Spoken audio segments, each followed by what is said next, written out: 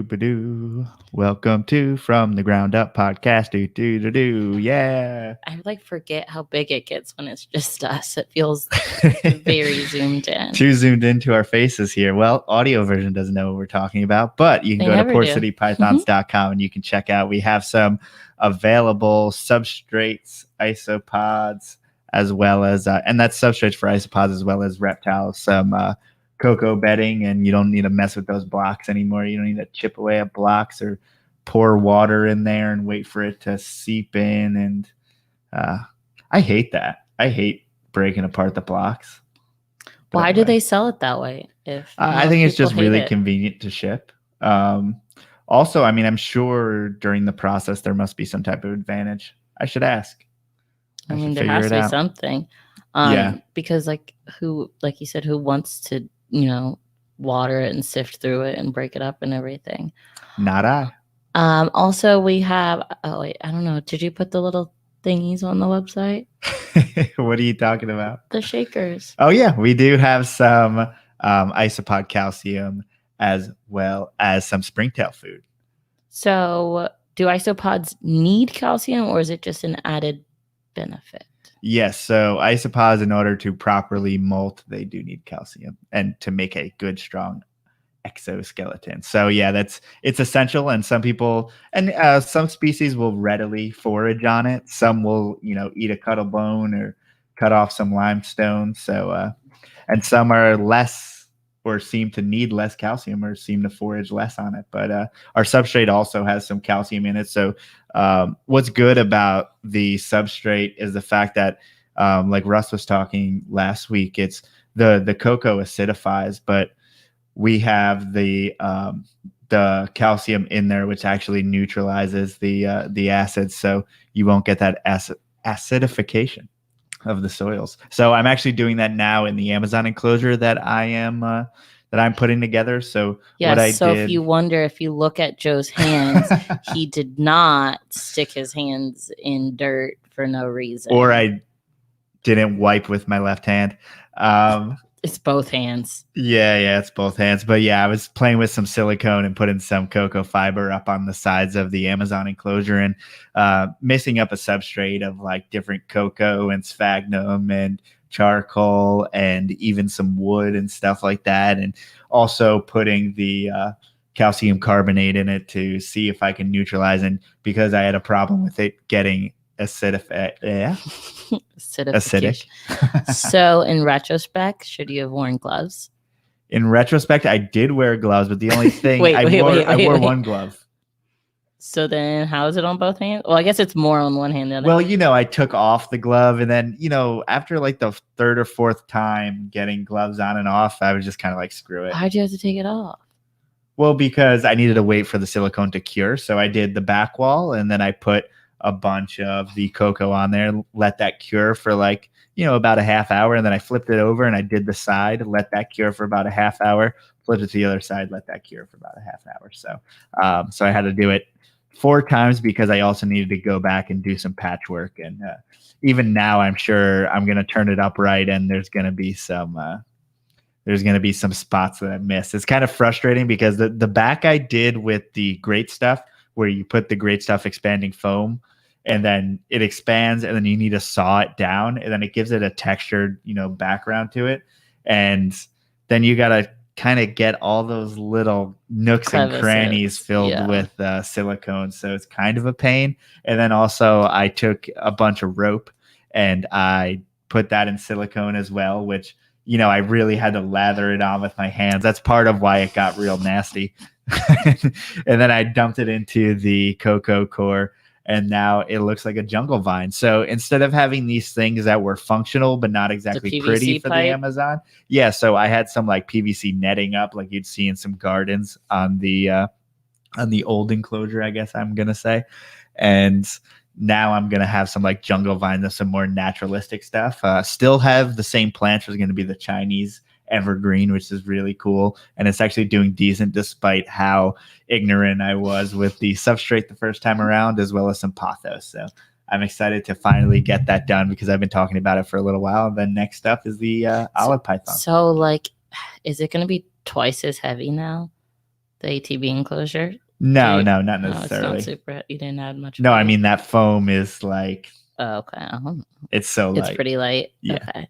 As well as the cocoa. I mean, it doesn't take a lot to coat the side. It's just a very thin layer. I mean, only a thin layer will really stick to it. So that's not a big deal. But there's going to be 3 inches of substrate, which is significant, but that's not any different than what it was weight. Before.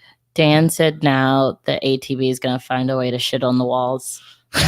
Like now that you made it nice and pretty in there, it's gonna expand its shit area. But the isopods are supposed to. Well, the thing is, they don't know. I don't think they're gonna be able to climb any walls. They're not exactly athletic. We'll see what happens in there. Maybe it'll decay and then it'll fall off, and I don't know. It really doesn't. He likes to go to the bathroom in the water bowl, and usually it's like half in the water bowl, half outside of it, just outside of it. So it makes it really easy to spot clean. But maybe now I'm going to do a lot more cleanup crew. Before I didn't have any cleanup crew in there because I just wanted to see if I could do it. Yeah, just in general. But now that I'm more. I also have a bioactive enclosure going for the emery rat snake that we got from Tony from Selective Scales upstairs. So, and I've had powder oranges going in those as well as a lot of springtails, and that's been going okay. So that first experiment is successful. It's successful. Okay, so if anyone has any suggestions on experimenting getting this shit off his hands, because I'm not letting him in our bed with his hands looking like that, please let us know. Also, sorry to our guests that we have done the longest intro ever. You did a lot today. Other than that, like you said, t-shirts available, isopods available, all that stuff. We'll be in New Orleans this weekend for the Herps Reptile Show. Yes. Catch us there. Let's introduce our guest. Yes, so today we have, you may know him from Rise Against Rattlesnake Roundups as well as his YouTube channel. Our guest today is Todd Autry. Todd, welcome to the show. Hello, everyone. It's really an honor to be here today with you guys. How you guys doing up there? We're doing great. Seeing some signs of spring, which makes it a little bit better. We're having snakes and frogs and things show up around here, which is pretty good for us in the 1st of March, so we'll take it. Yeah, I mean, that's great. So you're in Oklahoma, correct? Correct, in Tulsa, Oklahoma. And you do a bunch of field herping, or kind of like we were talking before, snakes just kind of show up on your front lawn and you make some YouTube videos about them. It's a funny story. We have a development next door to us. And sadly, this horse pasture that's been there for 100 years is getting, constructed into a new neighborhood. And so all these really neat snakes that you never see are passing through my neighborhood on their way, looking for shelter. And so I try to catch them and release them where I can. But we started doing some videos of some of those as they popped up. And, for the life of me, I could never find an eastern hognose. So just would never be out there when the conditions were right. And like my neighbors calls me, she's 3 houses down. She has one on her front porch. And I'm just like, she's like, are you going to kill it? I'm like, heck no, I'm not going to kill it. I've tried for 3 years to find one of these. It's kind of been a riot. But I do have some other sites that I film at. And I'm trying to do predominantly Oklahoma snakes. And I've got some pretty good den sites that I have access to. I know the landowners. And I'm not giving out those spots. No, you cannot go with me. Sorry. It's just kind of the way that is. But it's enabling me to get some really good footage. And I've got a couple of pet videos in there thrown in to mix things up. I just did a Mexican black king snake video. So that's one of the few pets that I have left.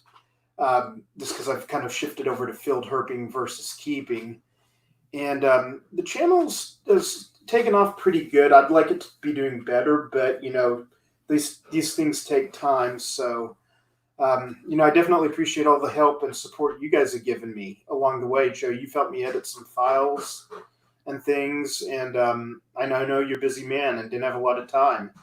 So I definitely, my hats off to you.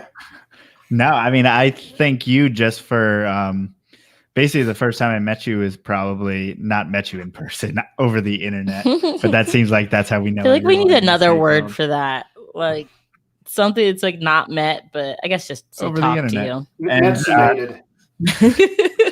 and it's like you and you didn't know, who we were or anything like that. And you were always super supportive of us. So I really appreciate that. Well, man, I appreciate you having the guts to go and do what you did. You did things that, a lot of people say they can never do and don't ever do. And I think we need more reptile people to go do those things. So, I definitely am a fan. I do follow your channel. I don't comment on everything because it's like I start getting these spam alerts. It's like I comment on 20 videos in 1 hour. Next thing you know, it's like people are turning me in, or the Google bots are getting ready to assassinate me. It's just, that goes. But I definitely am a big fan of your channel, and so it's really, really cool being here. Yeah, I appreciate it. And you obviously have, or you have for a while had an interest in just filming animals, and it seems like you just like to film them naturally how they are. Yeah, that's definitely what I kind of like to do in my videos today. I like to film, a copperhead crossing the road, or a rattlesnake, retreating back under a log, and just kind of show the animal as it is. I don't want to be in the picture. I've got friends who are YouTube coach type people who tell me you have to do some narration, you have to put your face in there, you have to do this, and I'm just like, because who wants to look at me? I mean, would you rather look at me, or would you rather look at a rattlesnake? And if you say you'd rather look at me, then I'm going to worry about you. I can see a rattlesnake any day. They're just far cooler. I mean, the day I can inject a venomous bite and kill you, then maybe we're rocking. But it's just, I like filming things natural and getting away from the animal, not being close to them. Sometimes I do include some of that, but I don't want to, free handle a cottonmouth, or, even get a hook on one. I try to keep that to a minimum. Sometimes it becomes necessary, but, Right. so. You always wish we had like a 10-foot camera zoom that still kept perfect focus and everything like that with field herping. Right. And actually, I've built something that's kind of like that helps me. People are asking me how I get these shots, and I'm like, well, I have a rig, and, if you send $20 to my PayPal, I will send you a picture of it.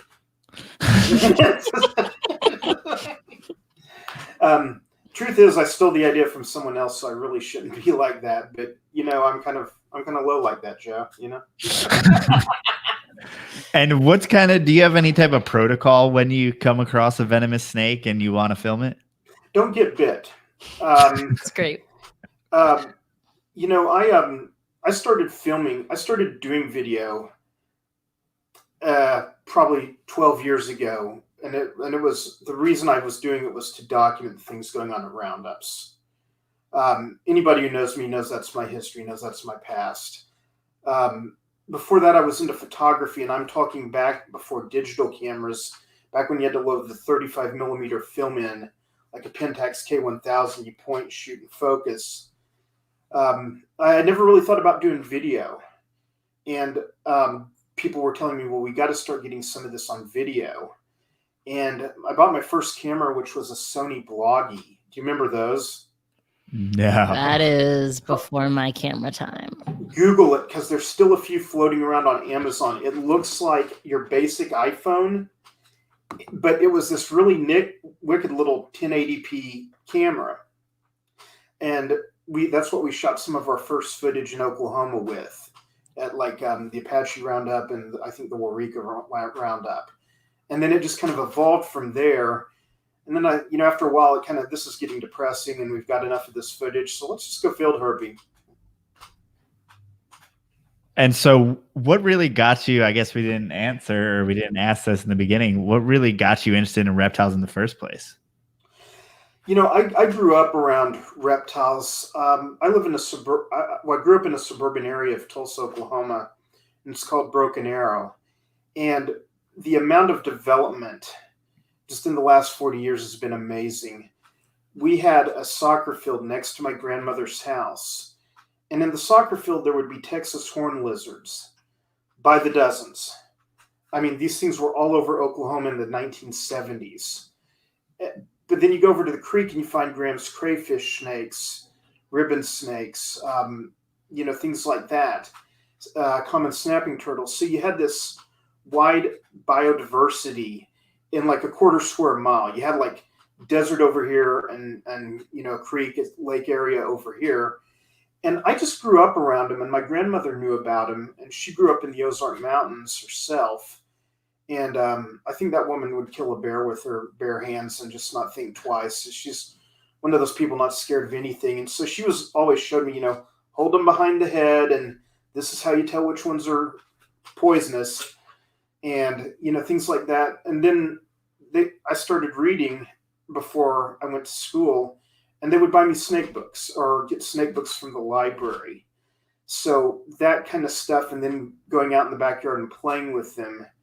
It was just an amazing childhood. Sometimes I wish I could go back. So when was your first time heading a snake like that? How old were you? 8. Oh, 7, 8. Okay. I remember I found a little DeKay's brown snake, and I had described it. I called the local zoo curator on the phone. Wait, at 8? Yeah, at 8. And the accessibility of that guy, I mean, right. is impressive also. Well, that's back when they would answer the phones and take your questions. I didn't know that so was that like an actual thing? Like anyone could call it the zoo? Yeah, you just call the zoo and ask for the reptile department. That's what I did. But I'm pushy. I mean, even at 8. Even at 8. I've always been pushy. Sorry, this is me. But I described this snake to the zoo curator, the herp curator at the time, a guy named Rusty Grimpy, still around the Tulsa area. And he said, I think you've got a DeKay's brown snake there. And my grandmother looked at the book. My mom swore it was a copperhead, made me turn the thing loose. I got bit by it 3 times. Wasn't a copperhead. I would have ended up in the hospital. The rest is history. And is there anything in Oklahoma? I mean, what's your favorite herp to find? Honestly, the Texas horned lizard is one of those animals that used to be all over the state. I mean, I can't think of a single county that didn't have them. And now they're restricted to the southwest area of the state and a few populations in the central area and a couple of pocket northeast populations. But they used to be all over, and seeing them disappear from the landscape has really it's been an amazing realization of what habitat destruction and development and what we as the human race are doing to the planet. I mean, different grasses get planted, invasive species come in, people, use more lawn fertilizer, insecticide, things like that take a real toll on a lot of this native wildlife. And seeing things like the Texas horned lizard go away, it's definitely an iconic Oklahoma reptile. And they're probably my favorite to find, and I hardly ever find them anymore. Wow. So is there any reason why things like, say, the hognose or some of the snake species have, somewhat adapted to this fragmentation and destruction, and the horned lizards haven't? There's a lot of different theories floating around about that, and I'm far from a herpetology expert, but a lot of people think it's the Bermuda grass. People brought in Bermuda grass, started planting it in their lawns, then they threw it in soccer fields, and then they threw it in, and then it kind of just becomes invasive, goes wherever, and I think that kind of grass, I don't remember that being there when I was young, and we had this scrub type of habitat that, the old soccer fields and things were made on. And I think that was like, they could hide under it and stuff, whereas the Bermuda grass, they can't. They can just sit up there on top of it and get picked off by a crow. So I think that it's, definitely, changes to their habitat. Definitely their land has been destroyed. We have fire ants just out the wazoo here in Oklahoma. And, we don't see the harvester ants anymore. So to find the Texas horned lizard in this state, it seems like you have to get really far away from people, and even then really far away from development. So those drives are worth it when I get to make them. I still haven't got to film one yet, but definitely on my list to do this year. It's interesting. What you were saying was the cause to the lack of the horned lizards was, people bringing in grass. And, there's so many things we see that people actually, like, I think they're purposely doing things to harm the animals, but I'm sure no one, when they're planting their lawn, was ever thinking, oh, this Bermuda grass, like, it's just grass to them.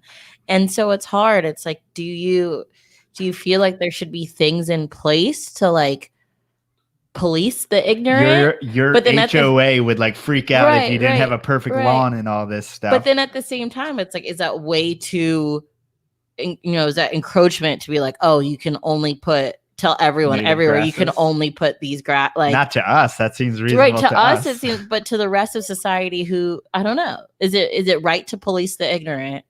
And I'm not saying ignorant in a bad way, they just don't know, but what are your thoughts on that? I think it would be good to have some policing of stuff like that.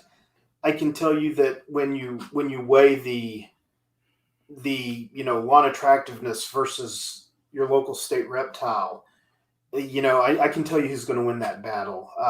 Sadly, I'm surprised that Oklahoma has banned burrow gassing, and actually banned burrow gassing for years, which is still legal in Texas. I know that's something you and I, Joe, have talked about at great length.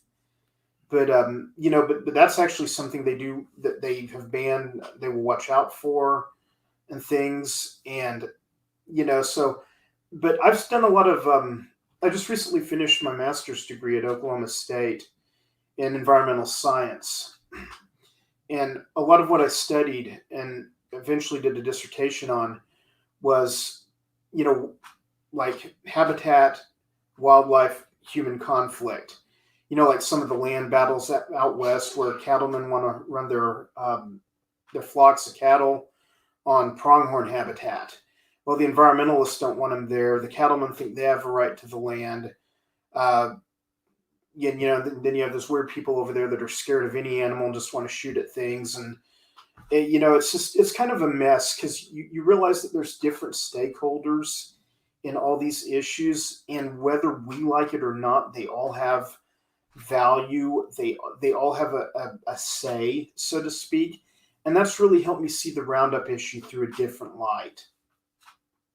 Yeah, I guess it's always this push and pull versus like economic progress and environmental. You want people to be on the side of the environment, but also we don't want people to be living in squalor. You also don't want people to you don't want to control every aspect. Yeah, and you want freedom. You also, it's hard. Yeah, definitely. It's really a mix up. And there are people at different herp societies in our state, Tulsa, Oklahoma City, who will probably say, no, it's the fire ants. And then this guy will say, no, it's the Bermuda grass. And this guy will say, no, it's the pesticides. I don't think we really know. I haven't studied it enough to really point to one particular issue and say, this is for sure it. But I'm really happy to see places like, I think the Dallas Zoo is breeding the Texas horned lizard and things. And I think they're working on a reintroduction program, if I'm not mistaken. I believe it's Fort Worth. Fort Worth. Great zoo. Hope you got to check it out while you were down there. Oh, yeah. Yeah, I really love the Fort Worth Zoo. Great place. But I'm really hoping that those guys can make a comeback someday. But that's only if we have land for them to come back to. And so that's a different consideration. And that may be, after, I move on. But, would it be neat to see them in the wild again someday without driving 4 hours, 5 hours? Yeah. And where they are now, I mean, are they at least protected there? Yeah, in Oklahoma, they're a species of special concern, which means you cannot pick them up, handle them, do anything to them, possess them. Back in once again, I'll go back to the 70s when I was a kid and first discovered these animals. I would go to my brother's soccer practice, and I wouldn't want to watch these guys practice kicking a ball around. I would go over and look at the anthills and notice these funny little lizards, popping off ants, and you could find 15, 20 in a night. And today you drive 4 hours to get to their habitat, or 2.5 hours. And, and a lot of people I've talked to about it have told me that the farmers don't want to turn in reports of the sightings because they're afraid, that it might start affecting their land or what they do with their land. So you have the Oklahoma Department of Wildlife Conservation encouraging people to turn in Texas horned lizard sightings. And then I hear that many people are reluctant to do so. I do know there's pockets of them still in the northeast part of the state. And, and historically they've been there. Some people have recently found them, and I think they've, bragged about, I've got a record, and no, they were there 40, 50 years ago. I mean, just maybe no one documented it. Maybe you're the first to document it. But, historically they've been all over the state and even ranged into Kansas and Missouri. Wow. And is there any type of cooperation between landowners and conservationists, or is there any way that, they can work together to find a solution? I think with some landowners, they're more open to that than others. We do have a lot of landowners here in Oklahoma that are like, get off my property, Sounds like Texas. Yeah, it's not too much different from what it is in Texas. And honestly, I understand that too. But then again, that's why you got rednecks like me out there that can go talk to these people if need be. I'll show up. Todd, you're not a redneck. Well, I think you're a good bridge because you're a native Oklahoma-born, individual, but also you are very steeped, obviously, in science and which is not a redneck. Rednecks don't have master's degrees in environmental science. Yeah, but we do get drunk at rodeos occasionally. I'll tell you that much, and things like that. But no, I just I consider myself, a native Oklahoman, and kind of what that means to be here. It has a country western heritage to our state. Our state is very rich in it, just like Texas. And that's one thing I've done with a lot of these guys who put on these roundups is I go and talk to them and I speak their language. I don't freak out on them, and pretty soon I'm getting cooperation out of them. They're telling me things. They're giving me information. They're showing me what they do. They're showing me what they don't do. And bridging those two sides is something that we set out as to have a goal all along, was to achieve that. And like I said, or like I said earlier, I'm pushy, I'll just show up on your door, whatever. But if ever I need to get more involved with that or get called upon for that, it's something I'll do. But right now I'm still kind of neck deep in the Roundup issue. And how did the Roundup first come to your attention? Well, I'm going back to my grandparents' place that I spent a lot of time at when I was growing up. There was a National Geographic special that aired on public television in 1977. It was called The Animals That Nobody Loved. And it focused on coyotes, wild mustangs, and western diamondback rattlesnakes. And they showed, the roundups as they were occurring, and showed, and I'm sitting here thinking, these are these awesome snakes. These people are, killing them and skinning them. And I couldn't wrap my mind around it, but it was like that moment changed me forever. And I knew that one of these days that I would be going to talk to people involved with this. I would say, hey, maybe we can come up with a better way. Maybe we can do something to make a change. You guys still make the money, because later on we found out it was all commercial. So it was just from an early age, this has been in the back of my head. And then the RAR Facebook group came along probably 11, 12 years ago. And I was in the first 100 people in that group, and somehow rose to being at one point an admin. Today I've kind of stepped back a little, prefer to do more in the field work. I like to go out and communicate with hunters. I like to go out and communicate with the buyers. And that's just, I mean, I'd rather do that than sit around and run a keyboard, it's just, but it's, but it's something that I think progress is being made on. It's just slow. And we live in an instant society. And if they don't see it now, they think nothing's getting done. A lot of things are getting done behind the scenes that just aren't getting talked about. Before we go too deep into RAR, can you give us just kind of the history of roundups and kind of what a roundup is? I mean, for the people who aren't initiated. Well, sure. Rattlesnake roundups, they kind of started, their precursors were in the 20s when people were settling the land in Oklahoma and Texas. And, anything you can find and kill and eat is fair game. It's definitely, there's documentation of old WPA employees, killing and eating rattlesnakes and stuff like that. And, people started moving more into those areas during these times. So the first roundup in this area was one in Okeen, Oklahoma in 1938, 1939. It predated Sweetwater by 20 years. And actually, it used to be the Sweetwater of the 60s and 70s. My wife told me about going to the San Diego Zoo when she was younger, and they had a, Stop the Okeen Rattlesnake Roundup exhibit, whereas today it would be Sweetwater. It's the one that has all the attention. So these things are, definitely shrinking, disappearing. Not as many people hunting snakes as they used to. I mean, I'm very optimistic about the Western Diamondback.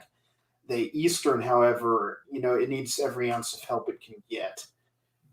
It's facing just immense habitat destruction. But sorry, I got away from your question a little bit. You're fine. But how the roundups occurred was, ranchers would settle the land and they'd find a rattlesnake den where they wanted to put cattle or sheep. And this, you got to keep in mind, this is in the 30s and 40s. This is before things like anti-venom was readily available. Not everybody owned cars, things like that. It was a 3-4 hour trip to a hospital, whereas today, you're life flighted there in 20 minutes. And so people would, catch and kill all the snakes and bring them into the center of town. Well, this group of people in Oklahoma, and I know some of the descendants of this original roundup, they decided we would start catching them and bringing them into town alive and making a show out of it. And so you see pictures of them with all these old archaic brake springs and things which were kind of the precursor of the modern day tongs. And they would just catch them live and just make a big show of it. And people would come, because what else is there to go see? I mean, it's just kind of like they would make a big show out of it. And then someone, maybe we can charge a gate fee. Next thing you know, you can set up a booth and charge them a fee. And it just kind of bloomed out from there and spread out across the Southwest. And was gassing always the technique that was used to get them out of their dens? From talking to Oklahoma hunters, it doesn't sound like gas was ever really popular up here. I know that Texas uses a lot of gas, and I don't know if there's some kind of difference in the topography of the land that's hunted that gives rise to that. A lot of people that I know that hunt rattlesnake today, they just go and hit the same dens 2 or 3 times, and then they swap out, they rotate dens, and they usually catch 20 or 30 a piece, and they say they never have any problem finding them, but they will not use gas, and they're adamant about not using gas. I've been to some roundups in Oklahoma where I've seen boxes of snakes refused because the buyer thinks they may have been gassed. And once again, it's illegal in Oklahoma. It's still very legal in Texas. And, and I think the buyers are looking at this. Is this an undercover game warden with a box of gas snakes? Or is this, just another hunter? But either way, they don't buy them gassed from what I've seen in Oklahoma, and they really do look out for it. So that's one small silver lining. Are the fumes that strong that you can tell right off the bat? Well, sometimes yes. I've seen boxes where people open the box and they start to pull the snakes out, and you get a whiff of gas.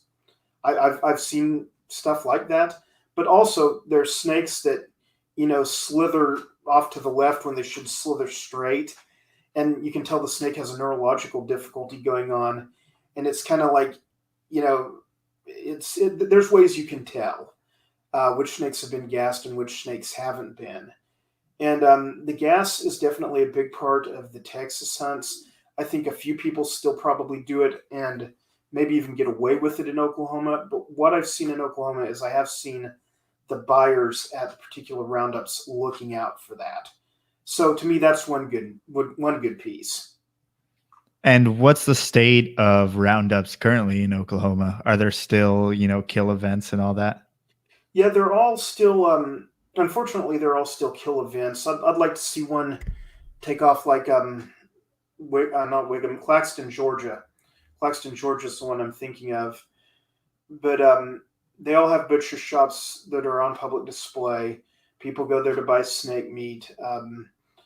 It's definitely kind of a, we're here to, kill the snakes for the meat. A lot of times a lot of people don't realize this. A lot of snakes leave roundups alive.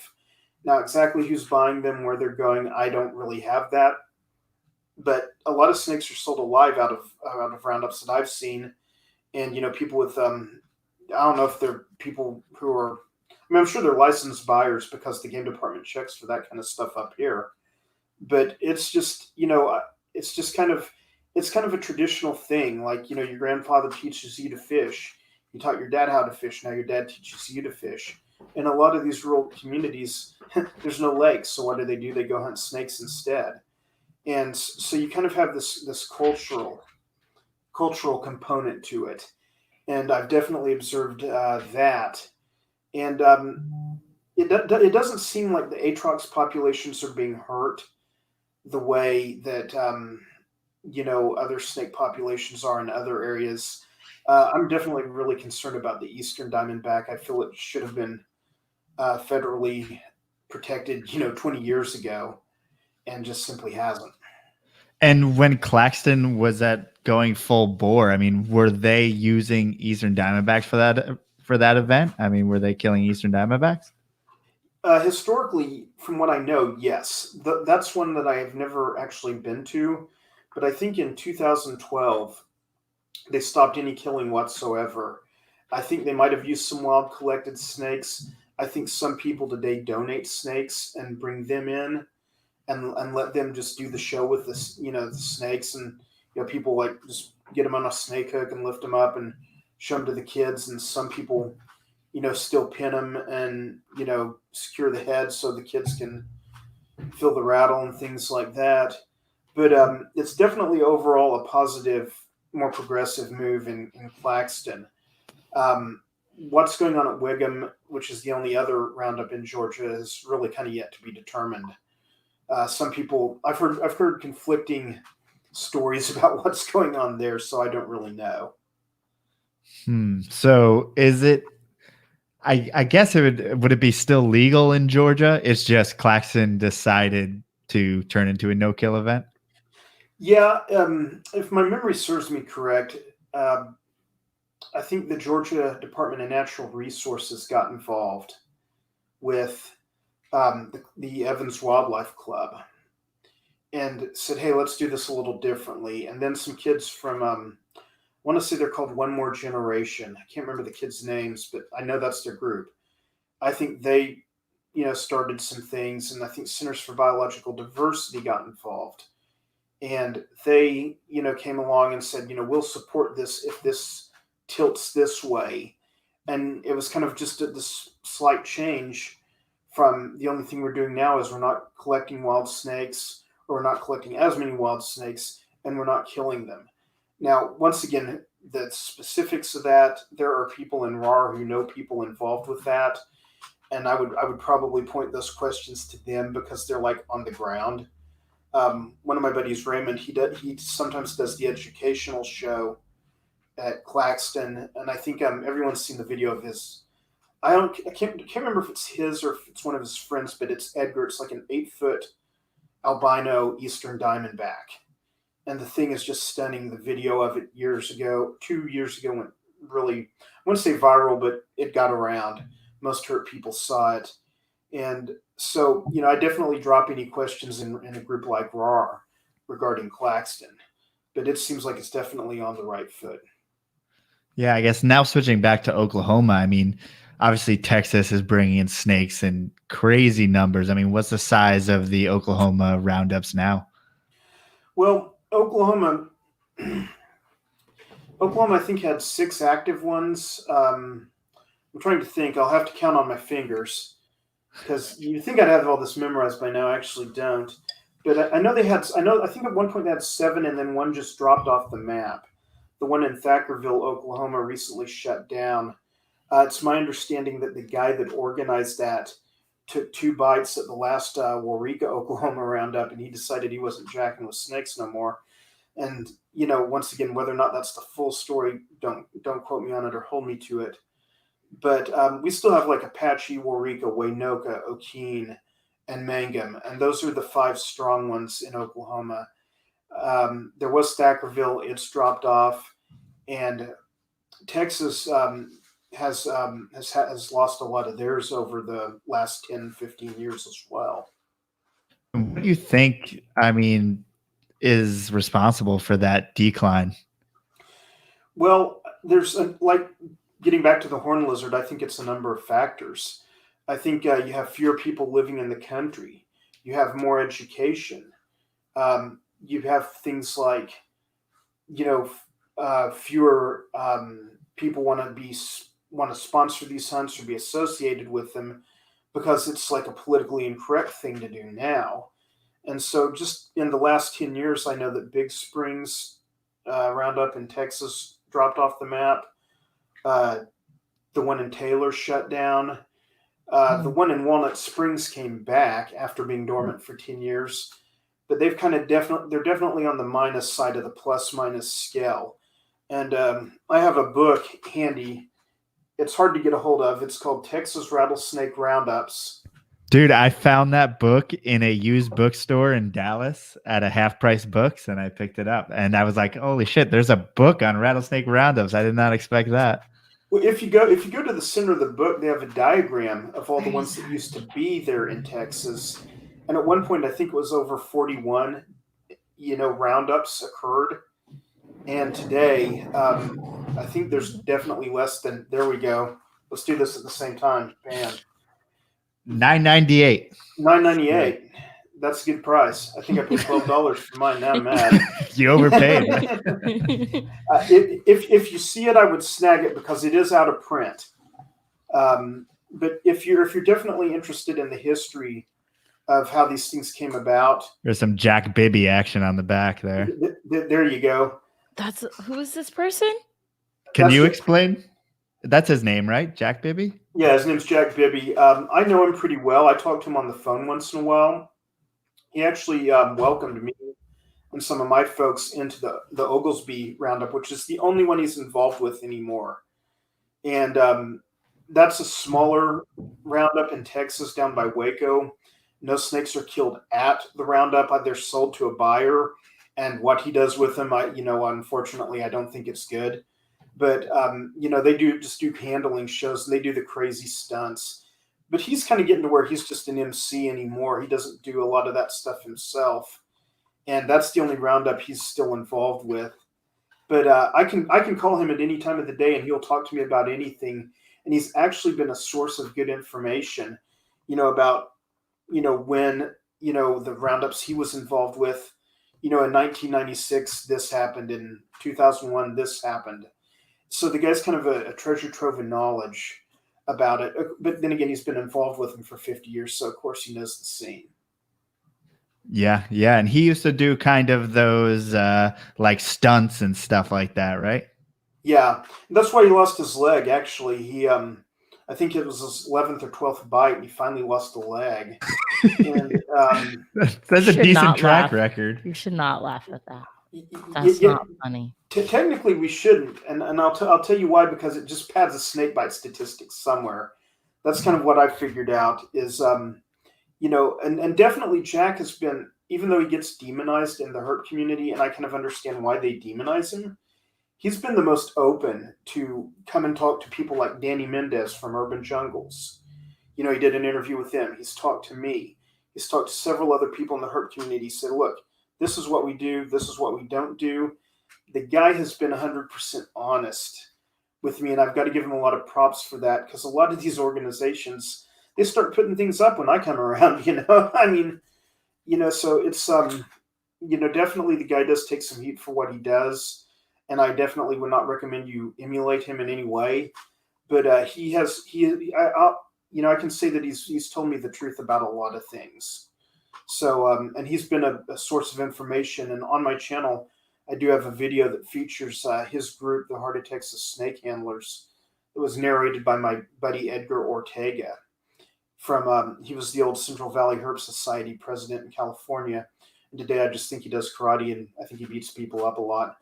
But he's, definitely, I got down into that part of Texas and got to do some research in some of their events down there, and found out that the different things happen for different reasons. And he was, and like Brownwood, the Brownwood Roundup, which is not too far from Sweetwater, they quit killing snakes publicly a few years back. They just decided they didn't want the blood and guts to be part of the show. And so now that some of that still goes on behind the scenes, is my understanding, but it's no longer part of the show. And, and it's kind of like, to me, I think that's a move in the right direction. I'll say that. And even like, kind of, you've mentioned a little bit, like, is Jack Bibby now kind of withdrawing from the whole, you got to be in the snakes if you've been working with snakes that long. Is he kind of withdrawing a little bit from the kill type of mentality of the roundups and stuff like that? He appears to be. He does some dog training with rattlesnakes. It's kind of controversial, and and things like that. And I think he does some like independent shows. I saw him on like Guinness Book of World Records a while back. But it's just, is he easing into retirement? Yeah, he's definitely going there. He used to be involved with 4 or 5 different roundups in Texas. One time he was like involved with 30 of them, and today he just has that one lone holdout in Oglesby, and they only took in, I think, 125 pounds of snakes this year, which is like really small for them. They normally take in 300 to 500 pounds. And I want to say they only took in 125 pounds. Their main snake hunter guy was like out; he didn't hunt that year, so that just kind of throws a wrench in their whole roundup. But it's interesting stuff to have watched, observed, documented, photographed, been a part of. Now, you say like a couple 100 pounds, and I think some people may think that that's a lot. Can you give an idea as far as say what Sweetwater typically does in comparison to that? Well, a roundup like Sweetwater generally takes in 2,000 to 5,000 pounds. That seems to be about their average number. Now, they had one year, I want to say 3 or 4 years back, where they took in 24,000 pounds. Oh my gosh. They had not seen over 10,000 pounds since 1982. So, and then they set a record of 18,000 pounds in 1982. And then here we had, this mystery roundup where, they've been taking 3,000 pounds, 2,000 pounds. First time I went there, they barely had 2,000 pounds of rattlesnakes. And then, just here comes 24,000 pounds out of nowhere. I'm still to this day a little skeptical. I don't doubt that they brought in that many, but I kind of wonder what the prices were. I kind of wonder if they had help from the national chapter, the JCs, things like that. So it begs the question. Are there, who's out there monitoring like where people are getting these from, right? People could be bringing them in from multiple places, correct? Yeah, no one's really monitoring that from what I see. I've heard that some of the Texas Parks and Wildlife people do stop by the Sweetwater Roundup. I also know that I see the Oklahoma game wardens, some of the Oklahoma ones, but it's not like you're tagging snakes and saying, this Got handful is from this county, or right. I do know that there still appears to be really healthy populations of Crotalus atrox in Oklahoma.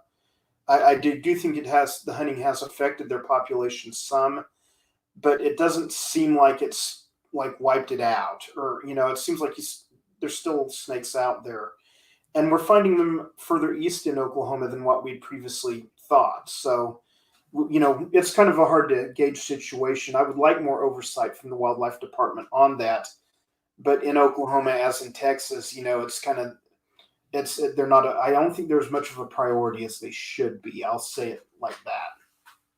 And then I guess to kind of bring it back, but also talk about Texas. I mean, it's illegal to gas in Oklahoma. Are they doing anything, or does Texas Parks and Wildlife, I mean, are they thinking about this issue? I know that sometime back, my friend in Pennsylvania in Philadelphia, his name's Bill Rulon Miller. I think you know who he is. I don't know if you're very well acquainted with him, but he had started. I didn't know he was in Philly, by the way. We live in Philly now. Well, he's probably outside stealing the car stereo or something, Joe. You keep an eye on him, and he I know he's watching, so I know he's going to see that. But yeah, he's in Philly, and he had drafted a petition, and it was signed by several biologists, zoologists, people with a lot smarter than me, and it was basically asking Texas Parks and Wildlife to reconsider using gasoline as a means of take, not based on the rattlesnake, but based on the collateral damage to amphibians, invertebrates, things like that, and the overall damage to the habitat, plus possible groundwater leakage. And they put it off and put it off. And I think 3 or 4 years later, they just said, we're not going to make this a law. We're not going to make this a rule. And then they passed a law where people from out of state can draft petitions for the state of Texas. And it was kind of interesting, because it's kind of like they wouldn't outlaw gasoline, but they would make a law that said you had to be, a Texas author to author a petition that would be heard in Texas. Does not surprise me, but I just want to see the gas go myself. So I want to see it all go. But that's a lot to ask. You mentioned kind of a little bit of it, but I mean, what are the long-term ramifications for those, amphibians, or, what else is using those dens? Well, it kind of depends on how much gas is injected into a den site. Some people have dumped gallons into a den site. Some people can just spray the fumes and know how to do it. I can tell you that any gasoline that touches any amphibian, that amphibian is gone. Things like your spadefoot toads, your tiger salamanders, things that would inhabit those kind of desert and grassland burrows. It's definitely going to, hurt things like, box turtles, very slow, can't get away from the fumes. So other snake species. I think Steve Ludwin told me that when he went on the tour, they gassed a burrow and a porcupine came out. And so it's like there was a porcupine in this burrow, and Steve Ludwin was telling me about it. And I'm just like, that's just amazing. I mean, it's kind of crazy to think that a porcupine would be down in there, but you don't really know what's down in there. And I think that was kind of the point they were coming at was, it's not just about the rattlesnakes. Think about all these other animals that are affected by a practice like burrow gassing. And, in Oklahoma, it just doesn't seem to have ever been a thing, at least not in recent years. And I know you kind of said it in passing, but the piece that you did on Vice, you were in that with Steve, and I thought that was awesome. And I thought it was great just to see him dressed in his rattlesnake pants or whatever he was wearing around Sweetwater. It was amazing. Yes. Steve Ludwin is a totally fascinating fellow. I wish everybody could get to hang out with him for 5 minutes, because he is a lot of people are turned off by his things like his self-immunization and stuff like that. And but he really, really cares about snakes. He's very, very passionate about snake welfare. And they did this whole tour through the United States where before they went to Sweetwater, they went to a snake handling church in Virginia or Kentucky, one of those states. Oh, I remember that. Yes, and he was talking about how infuriated he was when this guy stepped on this timber rattlesnake. And I agreed with him. It was definitely infuriating to watch. But love him or hate him, and he's a controversial figure. But I was honored to be asked to be in that. It's definitely one of those, wow, they're calling me wow. But he's just a great guy all around. And the Vice crew were great. Their film people were great. And I just kind of didn't realize it was going to work like that. It's, one moment you're inside the Sweetwater Roundup and the next moment you get a call out, hey, come outside, meet us outside. And next thing you know, this 4-foot tall British lady, comes up to me and starts attaching microphones all over my body, into my head, into the backs of my ears. And it's just going all kinds of over the places. And next thing you know, you're just doing the interview. And it was an experience. That's a picture of him right there. How old is he? I think he's in his 30s. I don't think he's hit 40 yet. But I don't know his age. We talked a lot about his music. He puts out some music too. And he puts out some pretty good hard driving heavy metal type music, which is kind of up my alley. So, we got along pretty good based on that. Well, I remember seeing the original piece that he did about self-immunizing and the apparent energy he has. And I remember him saying his age, and I was like, whoa, he looks a lot younger than he is. So, I'm not saying that anything is working or anything, but right. I don't know. It was impressive. Well, he's just, he may be a lot younger than he may 49. He's 49. Oh gosh. Wow.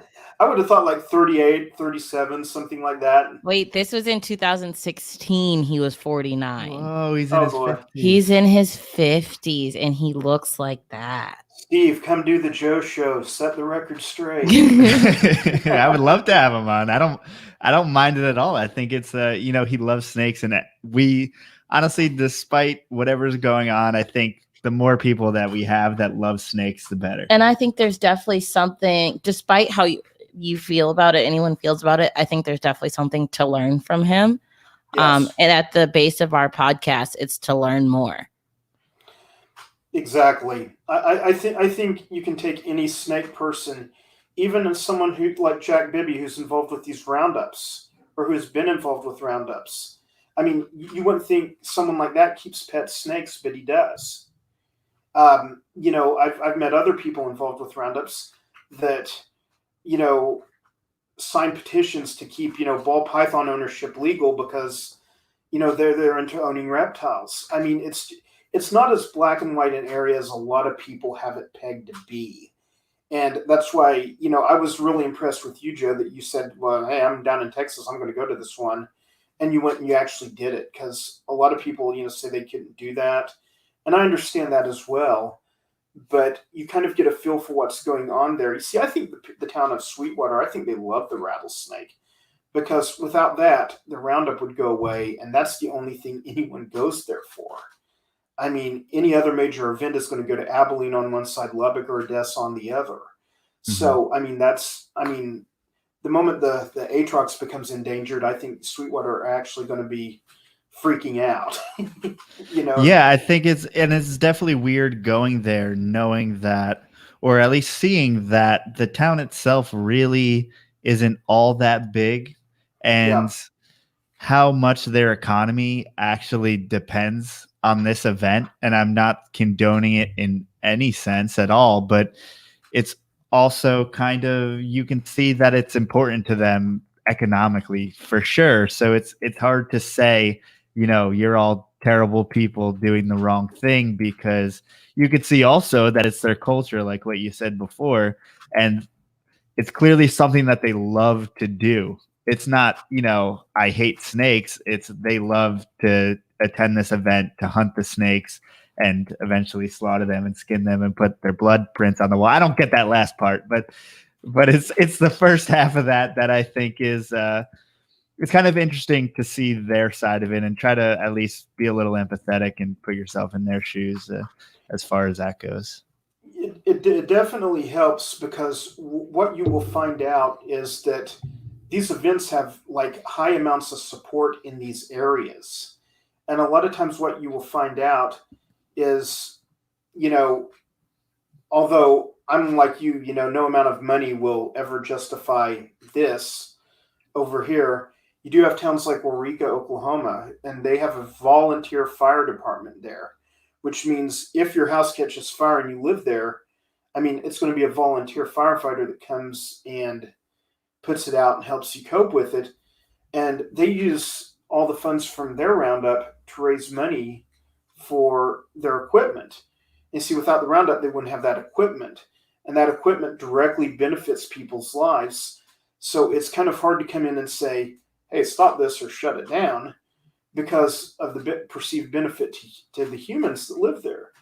And now I think, honestly, you could start doing no-kill shows and probably bring in more people than, these older style shows.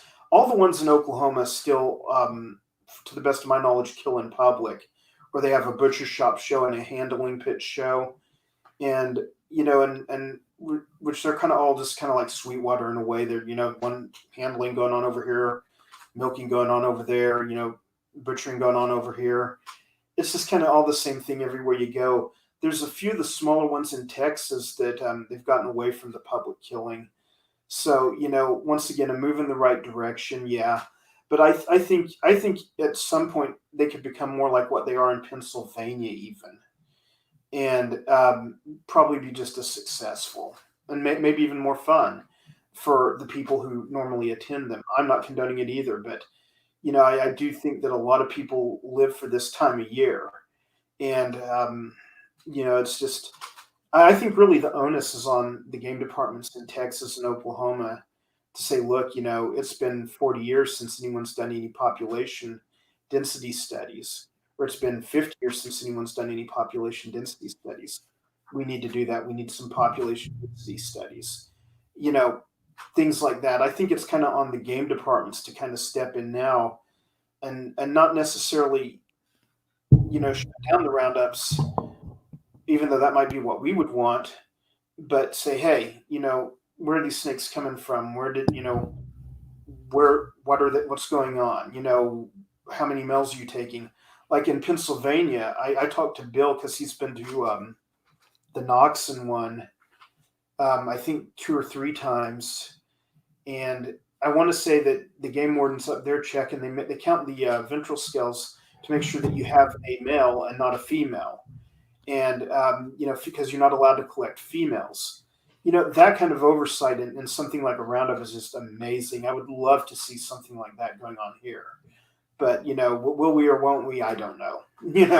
Well, I mean, it goes a lot farther than that, even at Knoxon. It's so my buddy Alan, who actually lives out in Wilkes-Barre, which is close to Knoxon, we went out, and basically there's like the mountains up behind, it's right there on the, like where the fire department is. And I guess that's where the grounds where they put on the show and all the money goes towards the fire department. But, right. You see everyone out there looking for rattlesnakes, and you do have to tube them, and you do need to count the caudal scales. And I feel like, the amount of people who are handling rattlesnakes that day, it's so surprising. And it kind of is a testament to the timber rattlesnake, how chill they are that nothing happens. But, they also have a biologist there, and they swab them all for snake fungal disease. I heard that's been happening. Yeah. Yeah. And I thought that was really cool. So it's not a roundup, because it is kind of like a fishing derby, more of a feel to it where, I found the biggest one. I found the biggest yellow phase or the biggest black phase. But, it's also they get to survey, the population, and they get to test them for snake fungal disease. And there's racers that are coming in. There's black rat snakes, whatever large snake you can find. But and there's not an awful amount of snakes. I mean, we're talking about there's maybe 50 snakes in the pit. And Right. and the general attitude and the general kind of just feeling was that it was a positive environment. And even like I couldn't even expect that at most pet stores. If someone came in, I'll hear someone say, "Ooh, it's a snake." But everyone there was kind of enthralled and very positive about, the snakes and kind of working with them and getting and touching the black rat snakes and stuff like that. So it was really, really cool to see. Yeah, I actually know some people up in Pennsylvania who hunt, and I've hunted the ones in Pennsylvania for years. And one of them's a gentleman who gave me some. He gave me a VHS tape recently, and it had footage from like 1998, 1999, when they were still doing the sacking with the Western Diamondbacks in Pennsylvania that they imported from Oklahoma. And so they would still have sacking contests. This was like 92, 93, somewhere in there. It was back in the 90s. And I'd have to pull out my notes to get a feel for it. But we went through all that video, and I was just like, wow, this, and they've since done away with that. What is that, by the way? You need to explain it a little bit more. What's like a sacking contest? Sacking contest is where there's only one left that I know of, and it's in Waurika, Oklahoma.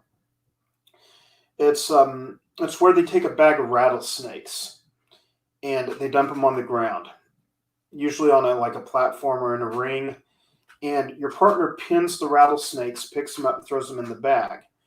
Whoever bags all the snakes the fastest wins like $200, $300. 9 out of 10, someone's getting bit in this deal. That's so dangerous. What are the safety precautions? Safety? Like, did she just say safety, Joe?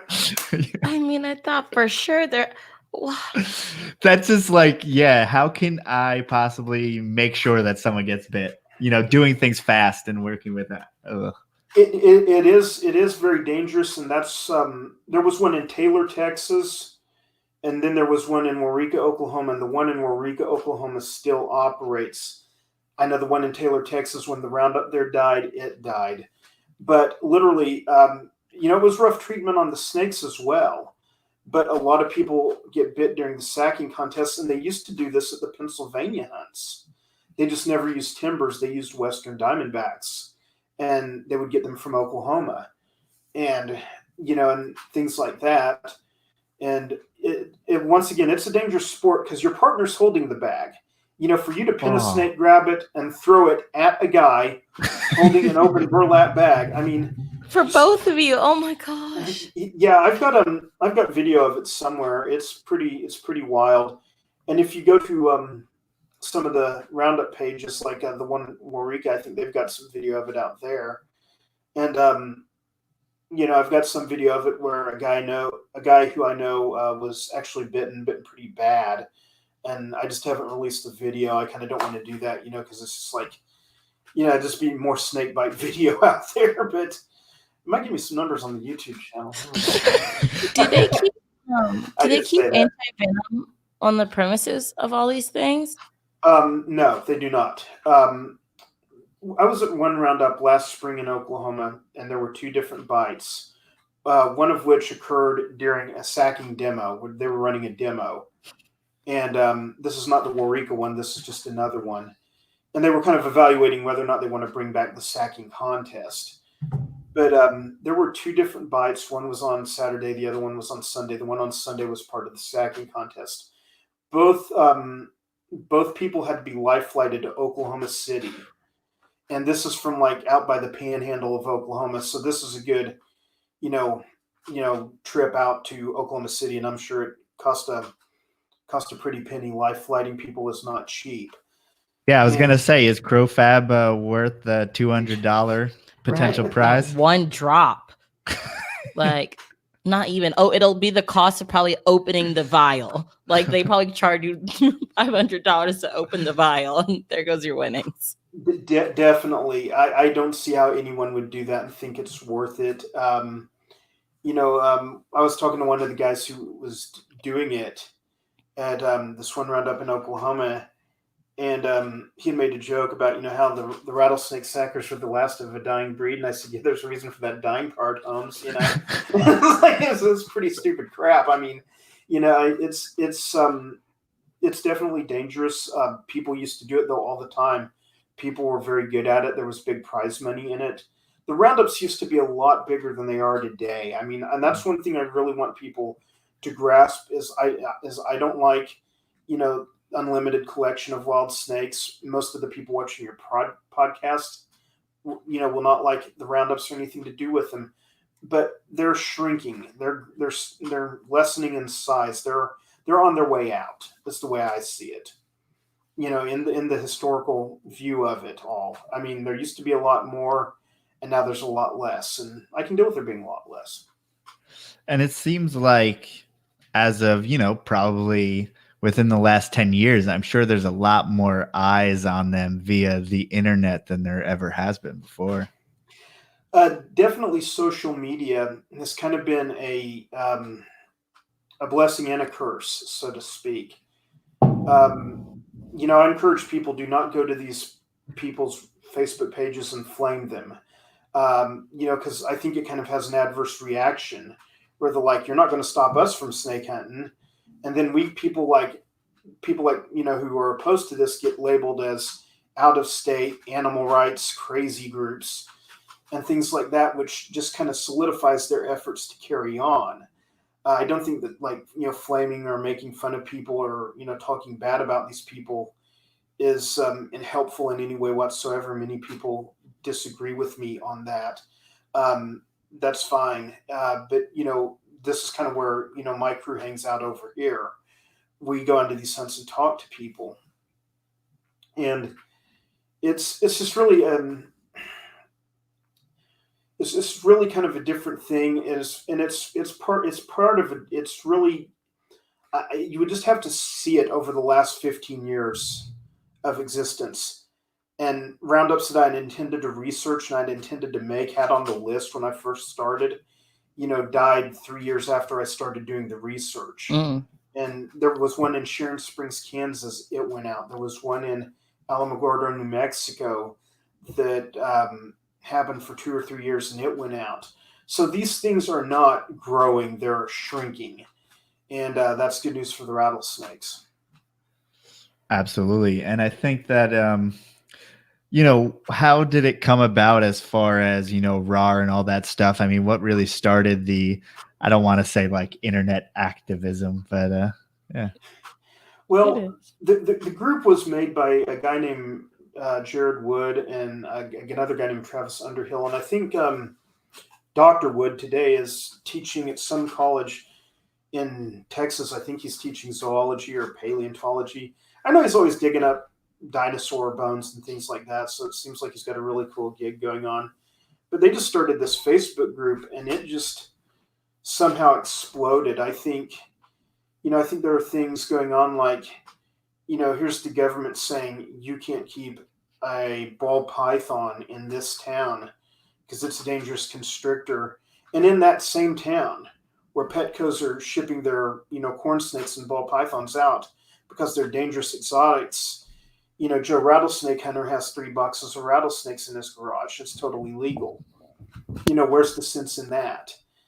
I just think, that kind of things are kind of coming together to where, things blow up and, some people are realizing, that there's a lot more people out there liking snakes than there were 40, 50 years ago. Yeah. So it seems like a lot of people who are involved too are from the reptile hobby in general, or maybe they're biologists or some kind of mix in between. And it seems like just the general love for reptiles has gone up in the last 10 years too. So maybe that is, something to do with it. I want to say I was watching Herpers, the movie Herpers by Dave Kaufman. And I think Russ Case was in that. And he said that 4 million homes in America now have some form of reptile pet. And that was just unheard of, 40, 50 years ago. And, and so I think more people, I deal with a lot of removal calls in my own neighborhood. I kind of live on the edge of the country. So we have, we have a lot of water snakes, garter snakes, things like that. And people freak out and say it's a copperhead. Then other people come in and say, no, it's just a rat snake. Leave it alone. It'll take care of your mice. Just scoot it out of the garage with a broom. So I think people's attitudes are changing over time. It's just slower than we'd like. Yeah, but I think it's easy for us to say to people who love snakes that no one should ever kill a snake, blah blah blah. And I understand if someone finds a copperhead in their garage and they're scared and they kill it. I hate that, but I mean, and I think that was a big part of, when we put out the Sweetwater video. It's that a lot of people were like, oh, you guys are just city folks who don't understand, because in my backyard, there's a rattlesnake and my kids play out there, my dog's out there, and it's potential danger to my family. Right. And I definitely encourage people who take objection to this, like I do, to put yourself in their shoes, because I've seen people who were, biology professors, zoology professors, people, come and defend these hunts because they had a kid that was bit, when he was 6 or when he was 8, things like that, or the family dog got bit.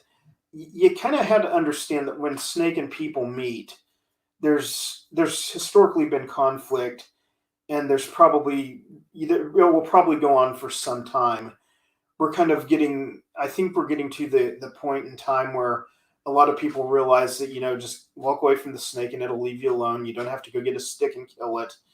I see a lot of people, joggers and hikers, who like, oh, that's a copperhead. Let's flick it off the trail with a stick and go on about our way. And they don't beat it to death like they would have 20, 30 years ago. So I think we're getting there. I definitely think we're moving the right direction. Yeah. And now, I mean, what do you see as the future of something like Sweetwater? I think it's going to go on a few more years, maybe another 10, 15 years. But it doesn't seem like there's the interest there once was. I do know that what I see happening in Oklahoma is Grandpa ran this thing for 20, 30 years, passed it off to his son. He ran it for another 15 years. Now he wants to pass it off to his kid, but his kid doesn't want to stay in the hometown and work the Rattlesnake Festival. He wants to move off to the city or go to college. And so no one's left to run the festival. So I think, that's part of the reason for the shrinkage of some of these is, less people. I think less people live in the country today than used to. It seems like fewer people are being involved in agriculture today in the United States. And there's good and bad to that. But, it just seems like these things are getting smaller. And a lot of the ones in Oklahoma, they're a lot less centered on the snakes. The snakes are there. They're part of the show. But you go through 6 blocks of vendors to get to the one building that has the snakes in it, and everybody's selling sunglasses and T-shirts and, flags and, political stuff and just everything. So, I mean, you see all kinds of stuff. Yeah, I thought it was kind of funny. And even Knoxon was like this too. I mean, it's pretty much a flea market more so than and Sweetwater has a little section where, I mean, half of the venue is pretty much like a flea market, but also outside the venue there's pretty much a flea market, which yeah, so I mean it's also, an event for vendors looking to sell Trump flags, or I don't know, whatever they're works for me. But the last time I was in Sweetwater, I was the time I went down to meet Mr. Ludwin, the vice career. Me and my wife went through that one building that was an entire flea market to the right side of it. And that thing was huge. It was bigger than the Roundup itself. Then on the other side was the gun show. And you kind of realize that hundreds of people go to this thing and never see a snake. Mm-hmm. I mean, it's just kind of the way it is. But the snakes are there. They're a part of it. And, and hopefully, I would like to see in the future people either collecting snakes and taking them back to the same dens they were caught at and released hopefully not kept out of the wild for too long. Is that likely to happen tomorrow or the next year? No. Can we get there eventually? I hope so. But there's still a demand for the snake meat and some of the internal organs. Like if you'll do a Google search on rattlesnake gallbladder, you'll see there's a market for it. People pay for these things. They're used in folk medicine, and some people eat the meat. I've tried fried rattlesnake. It's the nastiest crap you can. I mean, serious. And I will eat some weird stuff. I would shoot a squirrel and eat it, an armadillo. I would do something like that, possibly even a possum if I was hungry enough. But rattlesnake, it's just, you just rather starve or eat dirt or something. I really do not see how people acquire a taste for that. But we do have historical records of people eating it. So, yeah. And is it, as far as rattlesnake meat, I mean, is it safe to eat something with gasoline fumes, or is that just frowned upon as far as if you're going to harvest for meat? I don't really know how that plays into the things, but what I see the hunts in Oklahoma, butcher and process rattlesnake meat and sell it to the general public. Once again, the vast majority of Oklahoma snakes are not gassed. I say that, and I say that with confidence. Now, you go down to somewhere like Texas, and a lot of their snakes are caught with gas. But, how much that transfers to humans when they eat it, how much, fumes do the snakes ingest? Did the snakes ingest the liquid? No one's watching that. We don't know. And it's kind of odd that, someone like, the Department of Agriculture or the, local health services hasn't checked that out or looked into that, but, it's not my, that's kind of beyond the scope of what I can figure out. But, kind of why the health departments are allowing, meat, caught in the field, to be sold to the public is beyond me. I just don't know. And are those gallbladders, are they going overseas, or do people do that here in the States? People do that here in the States. I do know that some of them are going overseas. I don't want to sound stereotypical at all, but I have noticed that they're used in Asian folk medicine. I believe as a cure for erectile dysfunction. And, people do, I've seen like people at some of the hunts in Oklahoma sticks 9-10 gallbladders in a thing of Grey Goose vodka and then sell the bottle for like 3 or 4 times what it's worth. And once again, what I haven't figured out the whole, why are they doing this or what are they hoping to achieve? But what we do know is that it sells and someone's buying it somewhere. Boners, that's what they're trying to achieve. That's what they're trying to achieve, Joe. That's what they're trying to achieve. Anything can be an aphrodisiac if you think about it. And you look at all over the world. There's so many different things that they use for that very purpose. Rhino horn, rattlesnake gallbladder, bat wings, And if you humans would just quit wanting sex, we could save some wildlife here. You know what I mean? It's the procreation of the species, though. It's important. That's it. But I mean, it seems like even in places like Texas and Oklahoma, I mean, there's so much barren land. And I know, our friend Max, who works in Abilene, Texas, I mean, yeah, he finds hundreds of snakes. He finds hundreds of snakes at a time, in one den. And it seems like the Atrox isn't exactly hurting. Well, that's the argument that gets made is, people like in Oklahoma, I'm familiar with one specific roundup that happens in northern Oklahoma, and everybody hunts the same ranch, and they've hunted it for 80 years. And they still pull 200 to 500 pounds of rattlesnakes off it every year. You think after being hunted for 80 years, they'd have killed them all off. So, are they reproducing faster because there's more of a food supply every third year, something like that? That kind of stuff really, to me, needs more study. And I would like to see that. I'd like to see someone, really dig in and study that. But it's the Atrox has a much wider range, and its range encompasses a lot less human civilization than, let's say, something like the eastern diamondback. That, I'm sure it has pockets in Florida where they're still found. I mean, I see pictures of them from Florida, but we all know how rapid the growth is happening in places like Florida.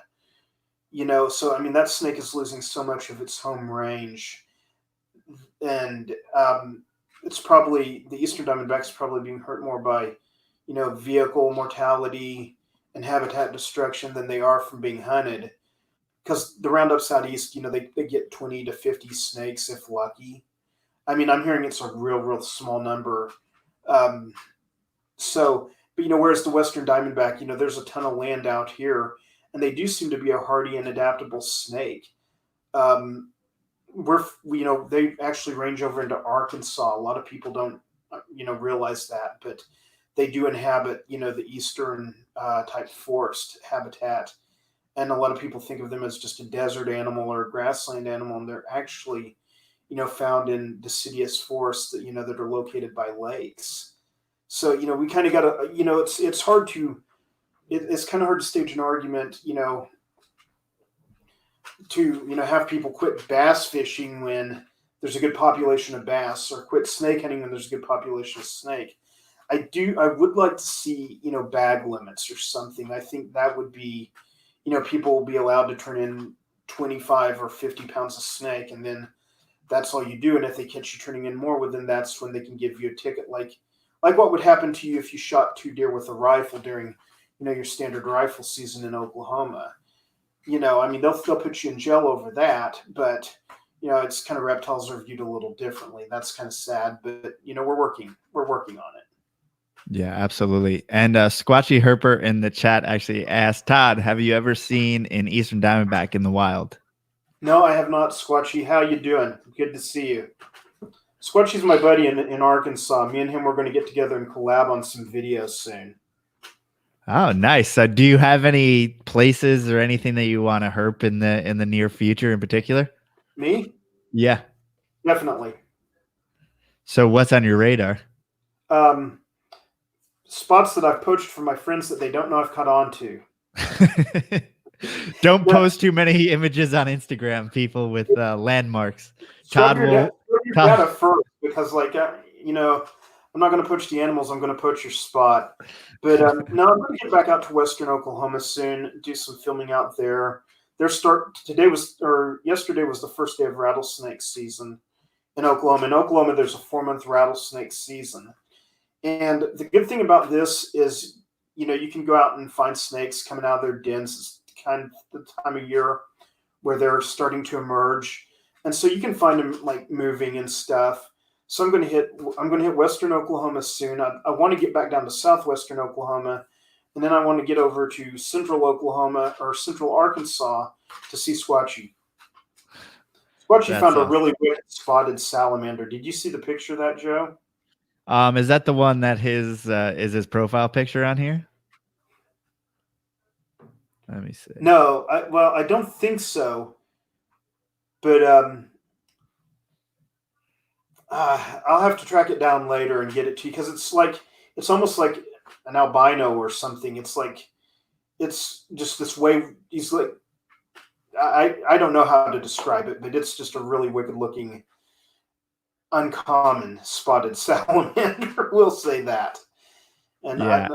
I think he'll take me to that spot, and I promise I won't leak it. Ooh. That's amazing. I mean, that is something that a one of a kind animal. Have you been able to find anything like that in the wild through your years of herping? Me? No, I have not. That was an easy question to answer. No, I haven't got that lucky. Is it that guy right there? That's what it looks like. Uploaded by Squatchy. That's it. That's the one. So it's whoa. So I mean, it's a completely different pattern. Yeah. And I don't know, there were some salamander experts chiming in on it on I want to say NAFA. And I don't know where everything ended up. I thought it could have been a tiger at first.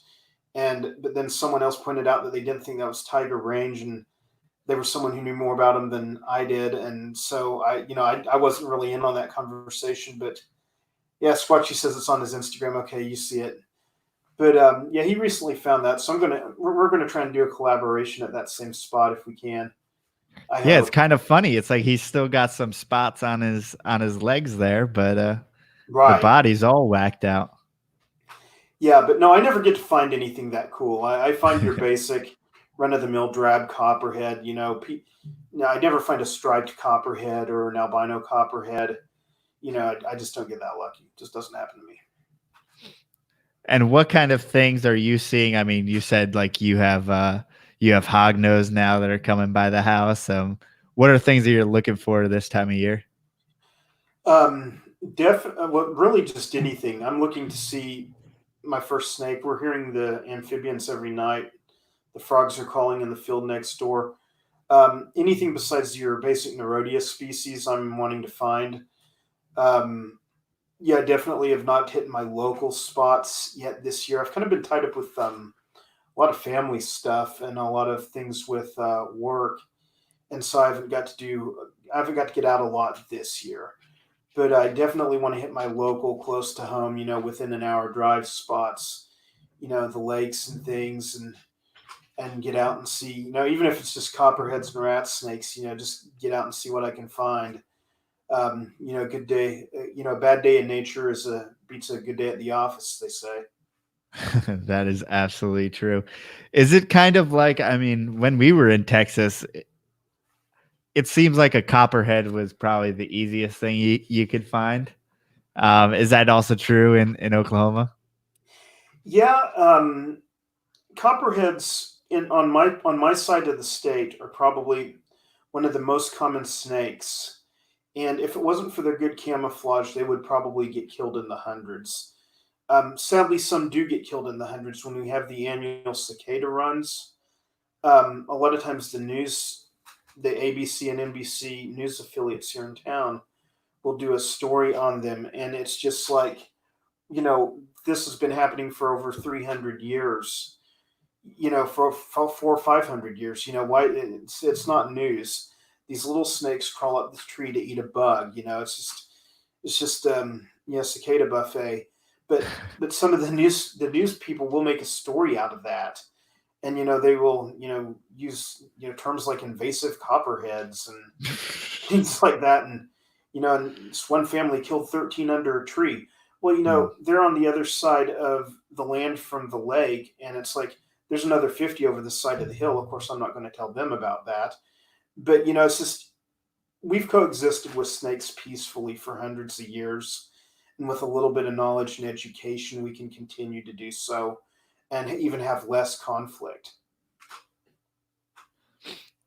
And I mean, how do you get out there and let people know? I mean, when you have those types of things, whether it's media or anything like that kind of working against you, I mean, how does the regular everyday person get educated on this stuff?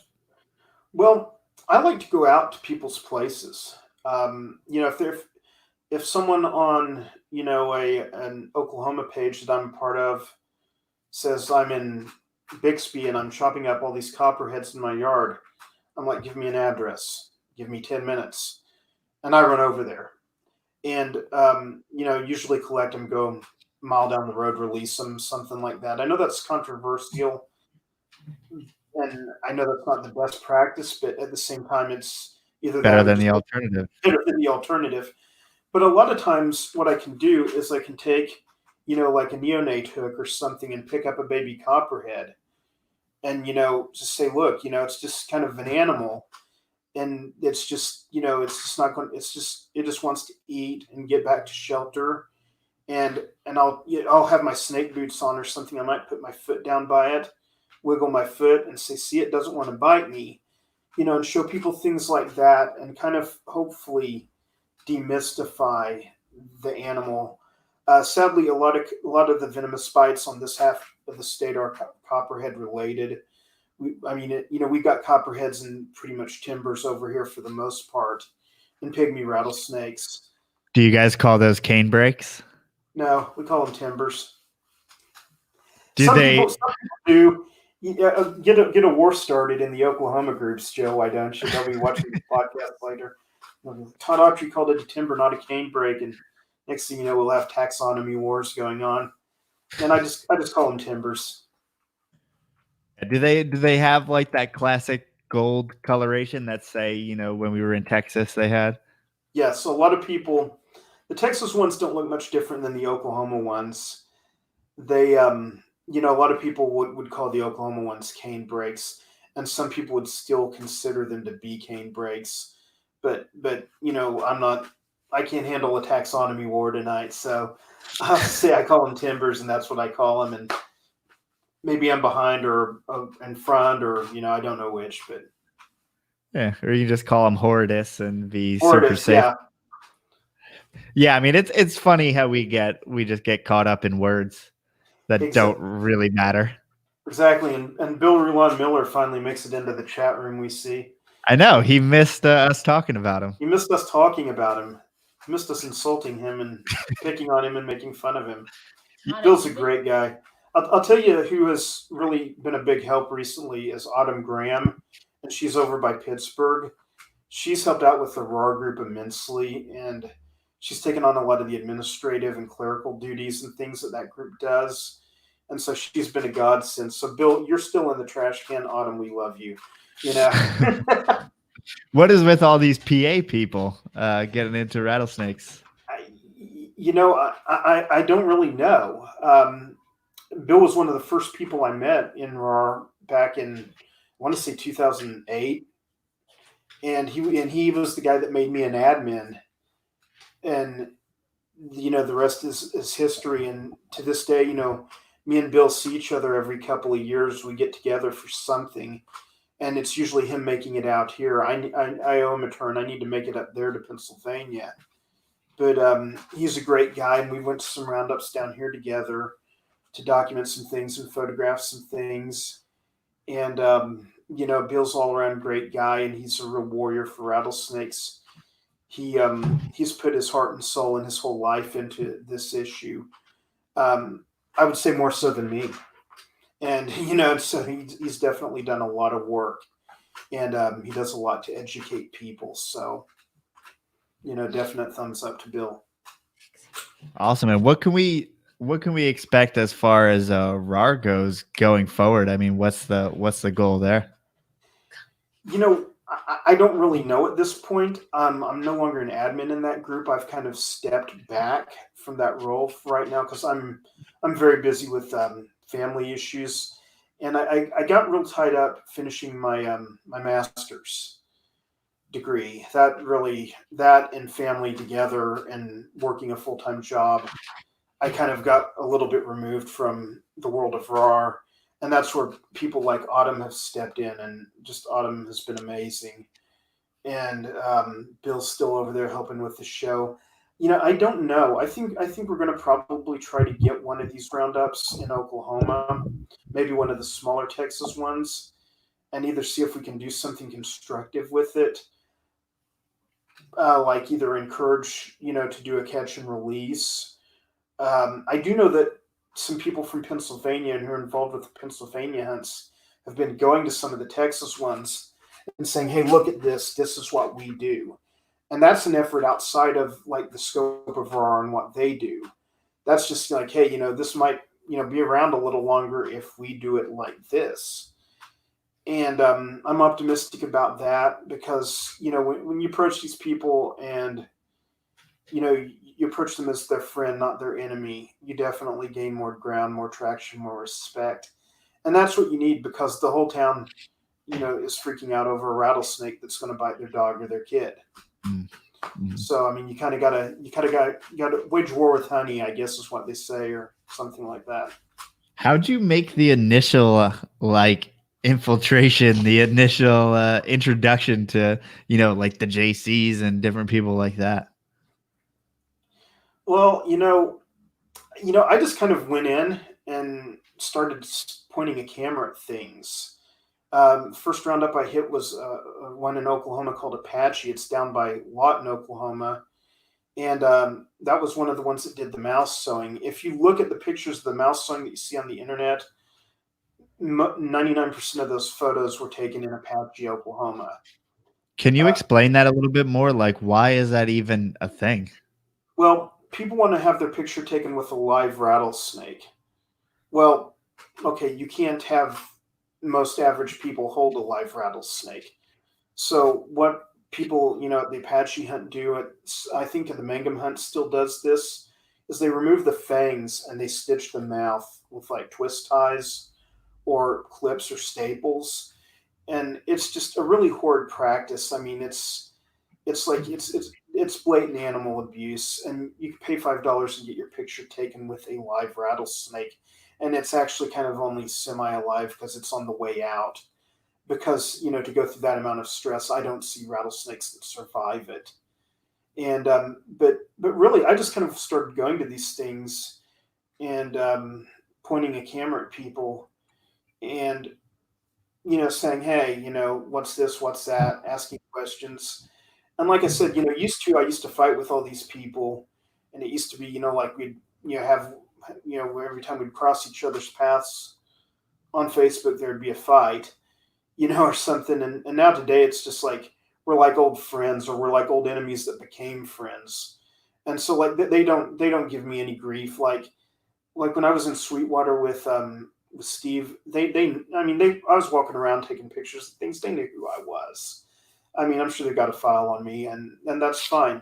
I know most of them. I've talked to a few of them on the phone from time to time, and it's just kind of past that whole anti-activist stage, and hopefully, RAR in the future will be more like it was in the very beginning, where we're forming relationships with these people and saying, hey, instead of you guys doing pictures of a rattlesnake that's been mutilated, can we bring in a boa constrictor? Can we help you do this some other way? More cooperation and, hopefully some kind of constructive help to help them get away from the old ways of doing things. And Darren Watson, they make $5 a picture. I see the questions over there on the side. I just figured I'd start answering him. He was asking whose job is it to sew the mouth, and how much does that person make to sew the mouth? I don't think they charge anything to sew the mouth. I don't know who that person is.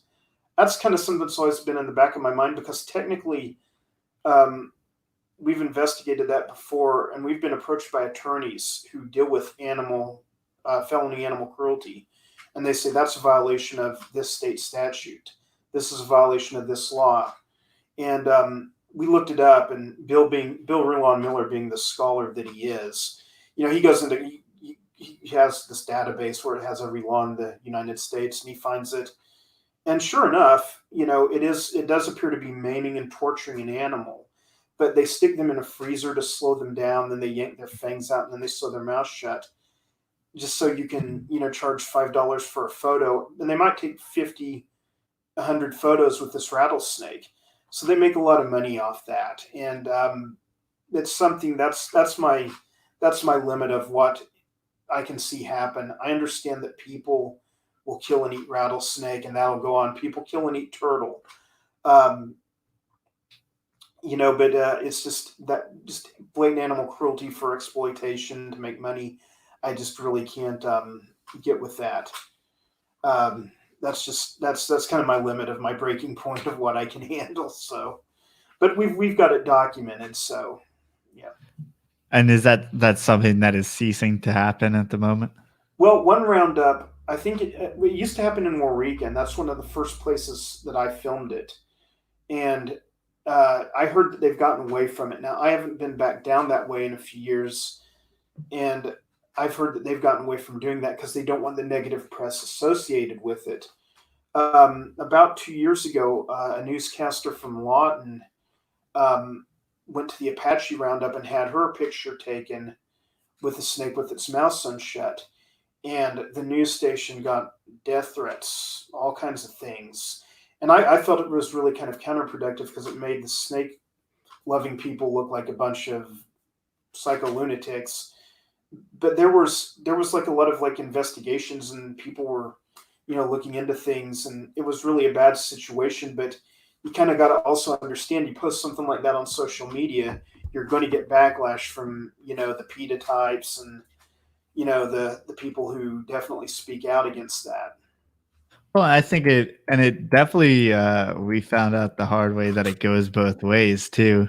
And I just want to say that we appreciate, like, when we put up our video about Sweetwater, and I guess we didn't want to be too direct and like hateful about it, but we tried to, I don't know, put out the facts of what's going on. Yeah, we definitely, I mean, we didn't want to put our opinion too much into it. I think if you present the facts like we presented here, like, the amount of pounds, what they're doing, I think that people form their own opinions very easily about it.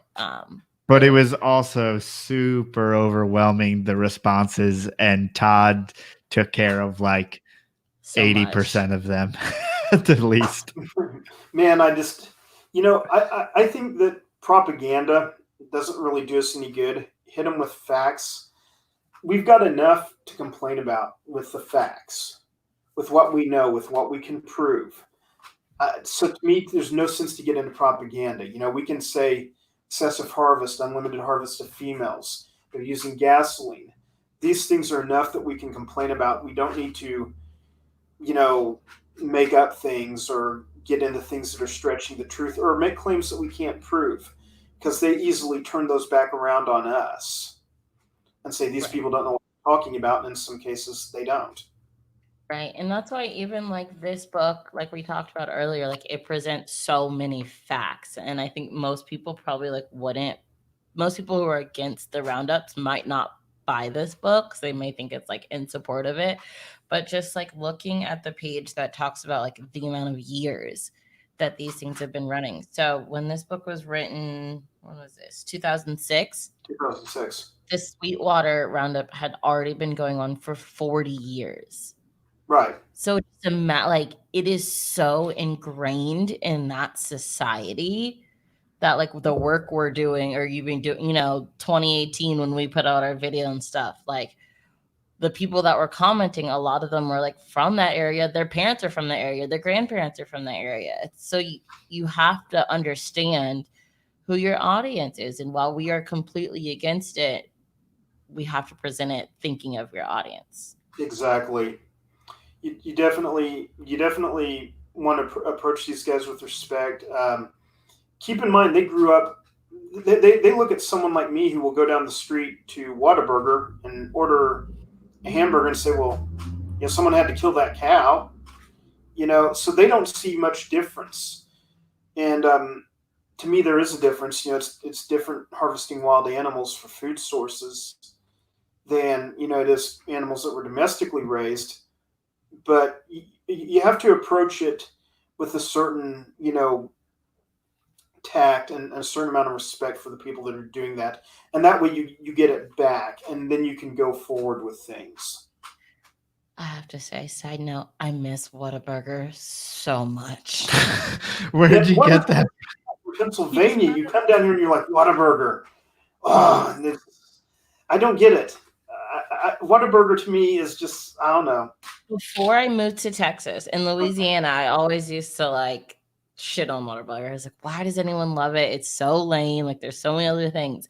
And then we moved to Texas, and I had that like burger with the peppers on yes, it. the Southwest like Chipotle with the pepper. I mean, and then it's like 24 hours too. It definitely found a spot in my heart. You see, I've got this theory that they make the Whataburgers in Texas like supreme, and they're like pristine and everything, because the ones in Oklahoma I don't think are that good.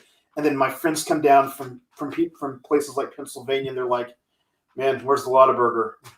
If it's close, we're going to break into it and fire up the grill." I'm kind of like, "Okay, yeah, it's Whataburger, man." So it's different strokes, different folks. Maybe something different coasts, but yeah, it's all good. Yeah, you got to have that Texas water. It's like New York pizza, Texas Whataburger. Exactly. It's something like that. And I'll go ahead and throw Bill a correction. If he remembers, me and Kim were involved in that story. Jared, who started RAR, knew about the mouth sewing, and Ned was going to film it Ned was going to get it on film back when he had a show on Animal Planet, and they were going to actually rescue the snake, and it didn't work out, and security bailed on us, and I think which left me in the middle of town on a cell phone going, what do you mean security's left? What do you mean they're not like 10 feet over there? You know, it was definitely a bad situation that year. Wow. But, you know, things happen in this journey. Yeah, that's for sure. I was kind of curious about like what your experience was, because I mean, obviously you've had to trust like media sources, whether it's, you know, Vice or whether it's, you know, that situation that you just mentioned. I mean, how do you make sure that everything's going to be spun in a positive light, the, you know, the way you want it to be portrayed? You really can't. A lot of times you don't. You just have to kind of put yourself there and hope that things are going to work out the way you want them to. And, you know, it's the media. They can edit anything. They can make you appear to say anything. I looked into Steve's background and kind of figured out that, you know, this, you might get a little crazy in places, but it's still going to be pro snake. Yeah. I figured he wouldn't be involved with it if it wasn't. And so, you know, you just kind of, you know, I've seen a lot of that in the media. You know, my friend Ned had a show on Animal Planet, and they edited things in his show, you know, that made it look like he was saying something he wasn't, and things like that. And so you just kind of got to roll the dice, and you've got to figure out, is this the real thing? Can I make this logistically happen? You know, and you just got to hope for the best, and then be ready to do a lot of damage control, and then have people like Bill and Autumn standing by to help you do damage control. Yeah, I think I mean, I feel that it's better for you to take the chance and go out there, even if, you know, they do edit it up or chop it up. I mean, they're just going to get someone else to do it, and it may, you know, they may not need to chop that up or edit it up. It may be someone who's inherently, you know, negative in the situation. So. Right. And if you know anything about me, you know I love reptiles. People who have known me for 10 years, 20 years, 2 minutes, they're going to know I love reptiles. And so at the end of the day, they're going to know that if anything anti-snake or something comes out of my mouth, they're going to know it's an edit twist or something. So kind of changing subjects a little bit before we finish up. What is your plan now that you've gotten your master's degree? Like, what is it that you plan to do with that? I'm going to take over the United States Environmental Protection Agency and achieve global domination. I think that's a good plan, actually.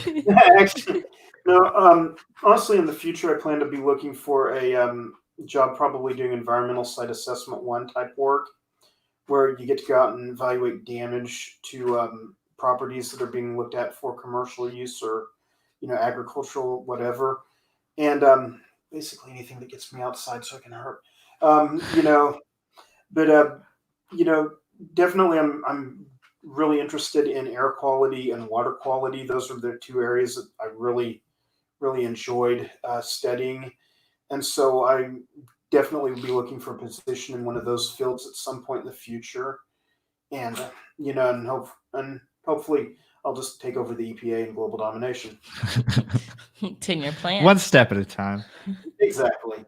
We actually met someone, I think it was the Baltimore Repticon show last year. And their husband did kind of similar thing up here where, like, if say Walmart wanted to build a new Walmart, like his job was to go out and like look at the land and everything, like see what animals were already out there, like see if it was they were able to do it, like, and then like relocate the animals potentially if it was safe and everything like that. And I thought that was such a good combination Right. of worlds for people. Yeah, I think those kind of jobs are important, and that would be like an ideal job because, you know, one thing I've always been passionate about doing is helping wildlife, and then if you can get paid to do it, it's even better. But that work is very important. I've definitely seen parts of land in Oklahoma that have been saved from commercial development because of the existence of an endangered species and things like that. Like we have the American burying beetle, which at one time was like a very common insect throughout the United States, highly endangered.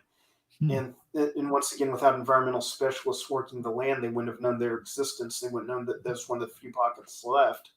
So, it's definitely landing a job doing something like that would be something I would probably take. That is honestly like really optimistic as far as like it makes me optimistic that someone cares about a beetle because maybe then people will care about some reptiles as well. They do, and we're getting there. And it's coming. Believe me, it's coming.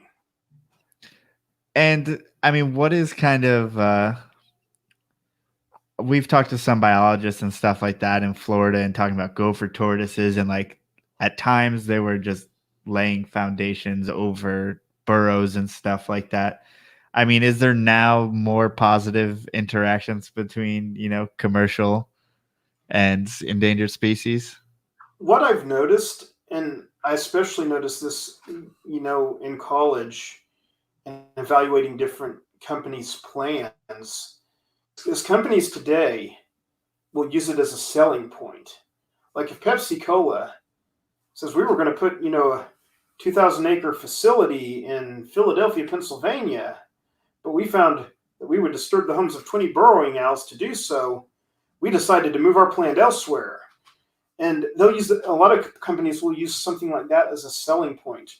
We use renewable energy. We use recyclable plastics, things like that. I mean, there's just an overall good aspect for, the green part of the environmental business culture that we're seeing that, it didn't exist 60, 70 years ago.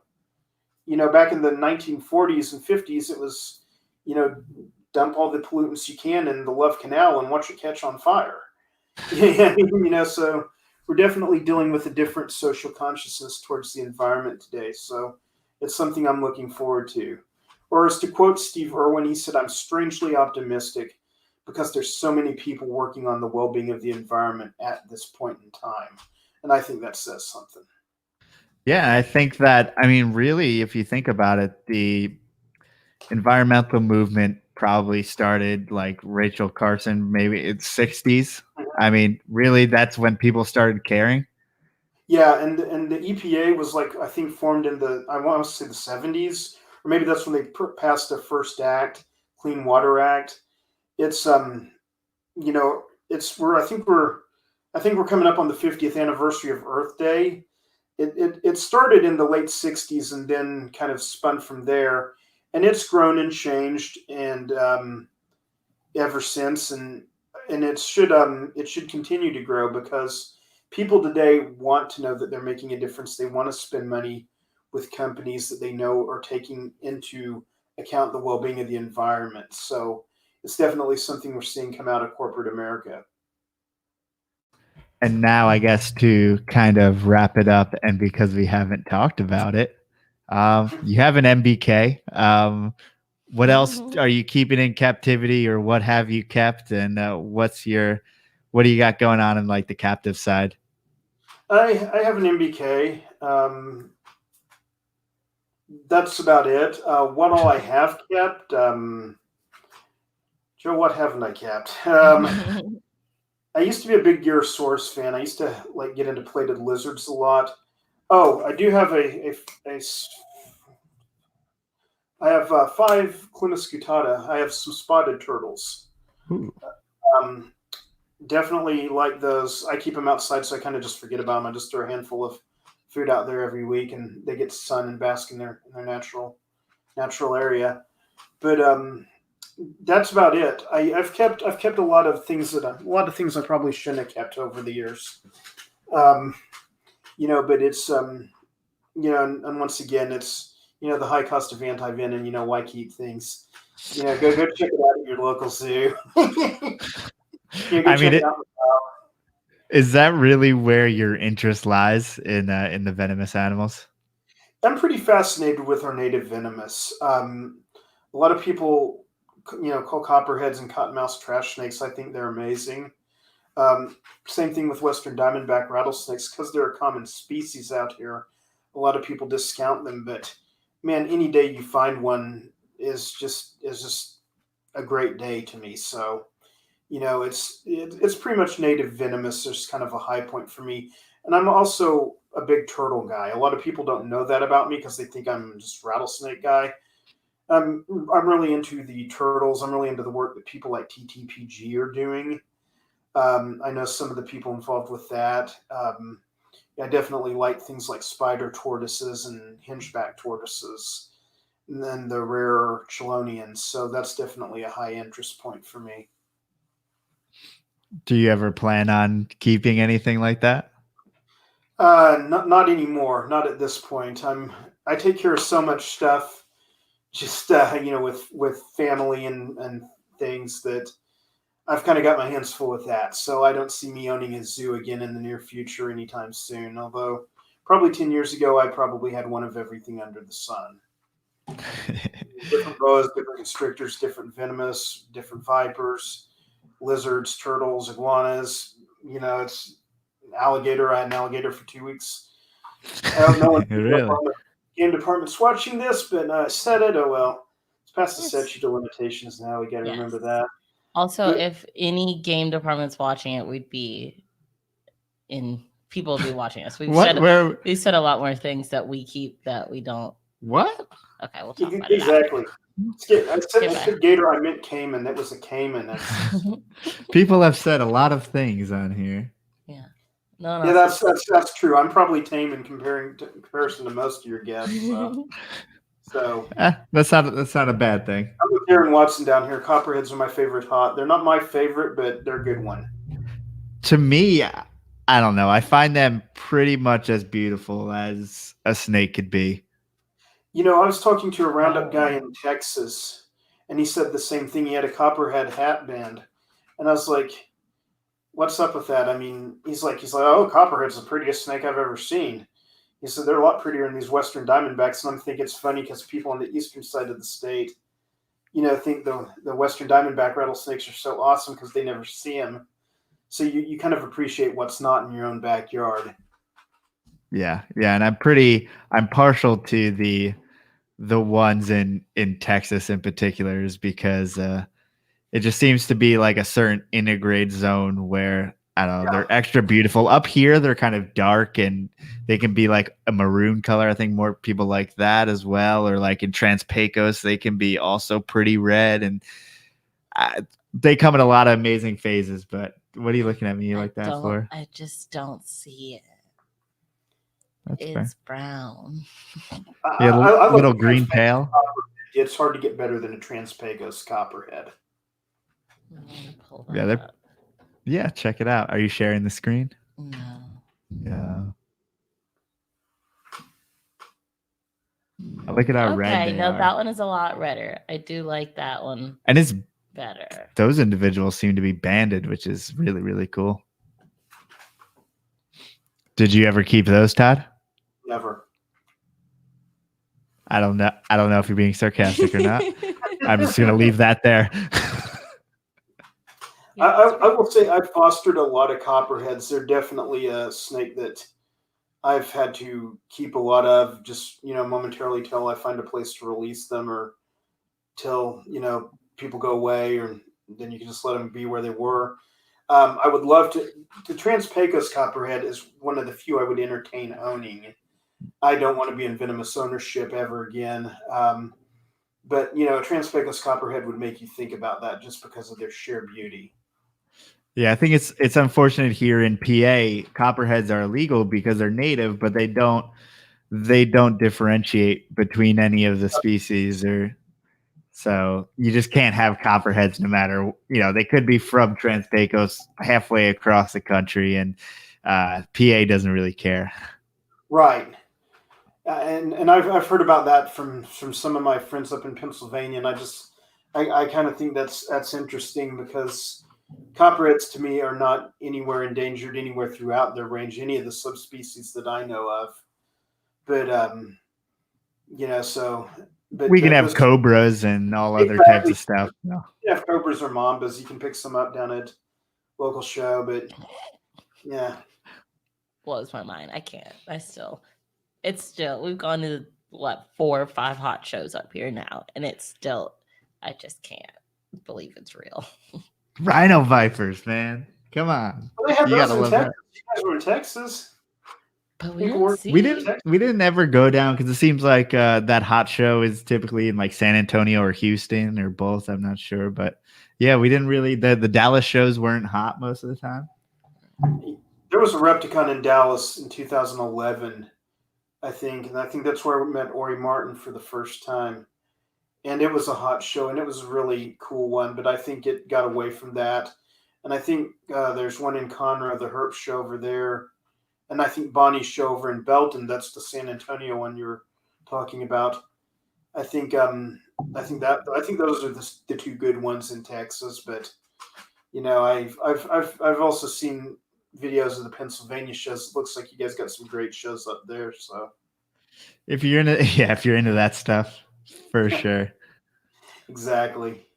Well, we have gotten to the end of our 2 hours. So, Todd, if someone wanted to reach out to you, what's the best way they can get in touch with you? Join Rise Against Rattlesnake Roundups on Facebook. You can feel free to send me a message. I do check my other messages folder quite often. My email address, todd.autry43@gmail.com, is in all my videos, or 90% of my videos. YouTube's probably the best way to get me. It's probably the one I'm on the most often. That or Google Mail is probably a good way to get me. I might, usually after you do a show like this, you get 50 friend requests from out of nowhere, and you just got to go through and, do I know this person? Is this person a bot?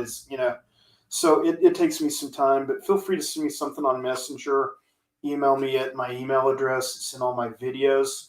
Leave a comment on any of my YouTube videos, because believe me, I'll talk your ear off, because I'm trying to boost my engagement. It's not all of us can be cool and have 9,000 subscribers like Joe. Hey man, we've been growing at a very slow tortoise pace for about 5 years. So Hey, but you broke 1,000, man. That's what counts. Remember that. And I mean, really, the beginning of that is what you facilitated, for us as far as Sweetwater goes. I mean, that was really the beginning, our first big video. I remember just putting that up and getting like 50,000 views on Facebook and like 5 minutes. Like Crazy. Basically about to shit my pants, for lack of other words. Right. And then it got flagged. It was like right at 100. Yeah. I was trying to find it just now to share it, and I couldn't find it on our page. So yeah, it's amazing that like 6-7-year-old kids go into this thing, but Facebook considers it inappropriate for broadcast on their platforms. I have another channel that I don't advertise a lot, but it's called Roundup Rodeo. It's all one word, and I've kind of got it set up that way to where like the videos on there won't get a lot of attention, but that's just raw footage from different roundups I've been to in the last few years and some archived footage.